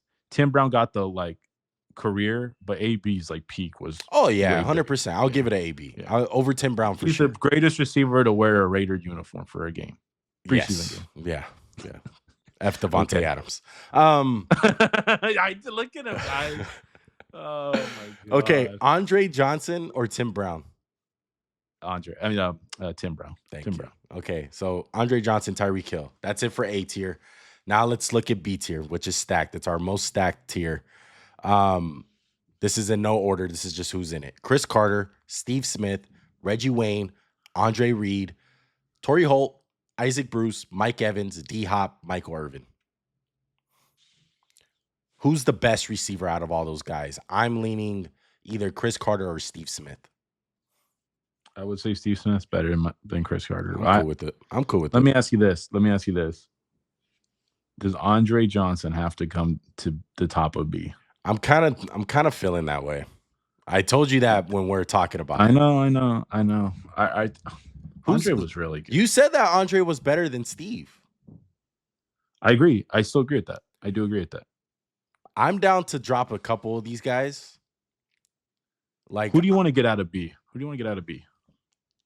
I'm honestly feeling, oh man, B. It's so hard because the guy's in the C tier. I know. No, let's just leave it. Yeah. The only guy that I feel like has an argument to be in C is D-Hop and Mike Evans. No, I think D-Hop. No, I think both these guys are B. Like, I would say all these guys are in terms of like talent, impact, and skill and all that. Okay, so let's keep that A tier. Yeah, let's keep that A tier sacred because we got Larry and Julio. We got two guys that we want in S tier really, and let's drop Andre Johnson to B. Top of B. He's number one. I would say Steve Smith. 2 next. Who's better, Reggie or Cris Carter? I'd say Reggie's better than Cris Carter. I really would. Okay, not by much. Honestly, I feel like there's a gap between 1 and 2 to the rest of the guys. So we got Cris Carter. So these are the stone 4. Andre, Steve, Reggie, Cris Carter. Top 4. Yeah, I'd agree. Okay, now we got this big ass mess. We got Reed, Holt, Bruce, Evans, Hopkins, Irvin. Who's the worst guy? Reed. Okay. You agree? Yes. Okay. Okay, who's next? Evans. Like, next worst. Like, above. I'd put Evans above Reed, and then I'd put Okay, so who's better? Is D-Hop better than both of the Rams guys? I'd say so, yeah. Yeah. Okay, now I feel like the Rams guys hurt each other a little bit. Yeah, they do. Okay, so who? Yeah. Michael Irvin or the Rams? Rams guys. Okay, so I think this is our list right here.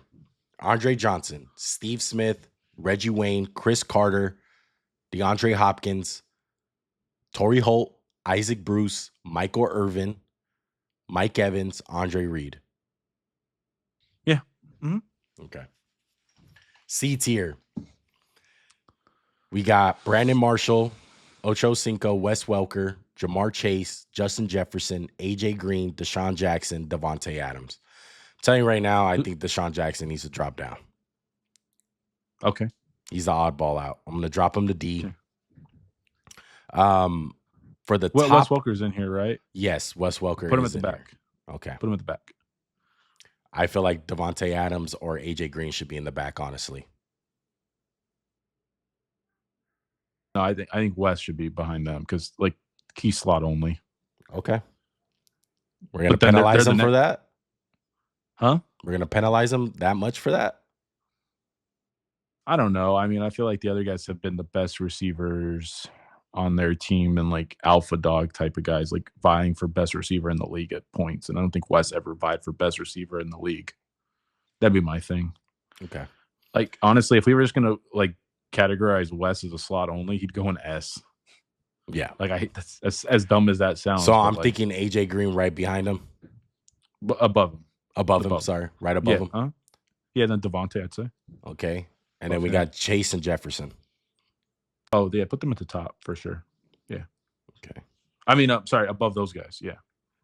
So who's the best receiver? Is it Brandon Marshall? Oh, yeah, right now. Yeah. Should be in B. As much as I like Chad Ochocinco, I want to kind of put the newer guys ahead of him. I'd agree. I hate to say it. So I feel like Chad Johnson would be like with them if he played today, though. Like the NFL's made for Chad Johnson right now. Yeah. Brandon Marshall. I put JJ ahead of Chase because he's played longer, slightly. That's fine. Yeah, that's fine. Jamarr Chase, Chad Ochocinco, Davante Adams, AJ Green, Wes Welker. That's fine. Yeah. Okay, now we got the D tier. D tier is Sterling Sharp, Hines Ward, Anquan Boldin, Cooper Kupp, Odell Beckham, AJ Brown, Deshaun Jackson, Keenan Allen. Best guy for my money. Odell's at the back. Okay. I would say Deshaun Jackson is right above him. I'd say Sterling Sharp's above him. Or you know what? Cooper Kupp. Who's better, Cooper Kupp or Keenan Allen? That's a real fucking conversation. Keenan Allen's better. Okay. So Cooper Kupp is second to last. I would say. Yeah. And then I would say Sterling above Keenan then. Who's better, Deshaun or Cooper Kupp? I'd say that I will say Deshaun's better, but I will give Cooper Kupp that 1 year because it was so impactful. Okay, so Deshaun slides in at the second to last. Yeah. Keenan Allen better. Then who's better, AJ Brown or Keenan Allen? AJ Brown's better, I'd say. AJ Brown's better than Deshaun, Cooper Kupp as well? Yeah, I would say so. Okay. So next up, the three, we got Quan, Ward, and Sharp. I kind of want to put Quan at the top. I will put Quan at the top, yeah. I put Quan, Brown, Sharp, unless I'm forgetting somebody. No, I think it would go Quan, Ward, Sharp, and then AJ Brown. I'd switch AJ and Sterling. If Sterling played longer, yeah. Like if I project, I was gonna I disagree. I think because right now, I think they played the same amount. I feel like Sterling Sharp did way more than AJ in his time. I don't think AJ Brown's played 8 years, has he? I think he's played like 6, maybe. He played 6. That's fine. It's not a big deal because I think I'm kind of projecting AJ to be better than Sharp's group. Yeah. But overall, yeah, it's really so that's it. Quan. I really like it. Hines Ward, Sterling Sharp, AJ Brown, Keenan Allen, Cooper Kupp, Deshaun Jackson, Odell Beckham Jr. I would say this: if we were being really like meticulous, we could make like a little tier between B and C, and there'd be a few guys in that. To be honest, yeah, that's in my heart. Like I would take a guy out of B and take a guy out of C and make it between. But we don't have to do it. I'm just saying, like in my heart, I kind of feel that way between B and A and B, don't you? Like there's little mini tiers. Like it's like almost it's like Larry and Julio have a case for their own little tier between S and A. Like they were that good. Yeah. Yeah. But just going by this, I really like the list. Yeah. It's just tough. I love it even more now. I wish you could have seen my screen as you were talking. I made an extra tier for Slant Boy. Literally labeled it as Slant Boy. Put Michael Thomas. Hell yeah. That's the top of the list, right? I'm sorry. All right. So there goes our list. All right. A little bit faster than the running backs, a little bit. I bet this video is longer than the running back. Nah, the running backs went pretty long, bro. It was over 2 hours. It was like 2 hours and 10 minutes. Oh, dang. So we hope you guys enjoyed it. All right. As always, make sure to subscribe to the channel if you guys are new. Make sure to hit the like button. Comment down below any thoughts, opinions that you guys have. We know you guys are going to disagree with this or agree. Just have a conversation. No, they wouldn't. This is the ultimate list. Bleacher Report's going to tweet this out tomorrow. I would hope so. But look, I hope not. If you guys love this type of content, I guarantee, guys, you guys will love our new MJC original that's out that me and Max put together on one of the most unbreakable records in NFL history. It's based off the most unbreakable record. The most Say it right. Say the most unbreakable record in NFL history. And Emmitt Smith holds it. So if you're a Cowboy fan, you would want to watch it even more. And it's not the rushing. It's not what you think. It's not what you think, all right? It's not the record that you would think it is. So make sure to check that out. I'm going to put it at the end of the video. So if you guys have made it this far, I guarantee you guys are going to love that video, okay? Because you guys obviously love throwback football. And that's what this tier list is really all about at the end of the day. It's a lot of throwback guys, a lot of reminiscing, a lot of nostalgia going on, all right? Which me and Max love about football in general. Really, it's one of our top, 3 things that we love to talk about. So we appreciate you guys rocking with us. Max, any last words?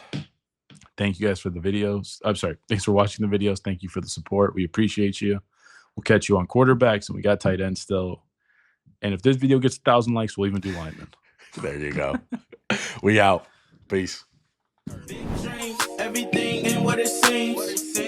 Glittering gold, both fleeing. Not on my team. This organic.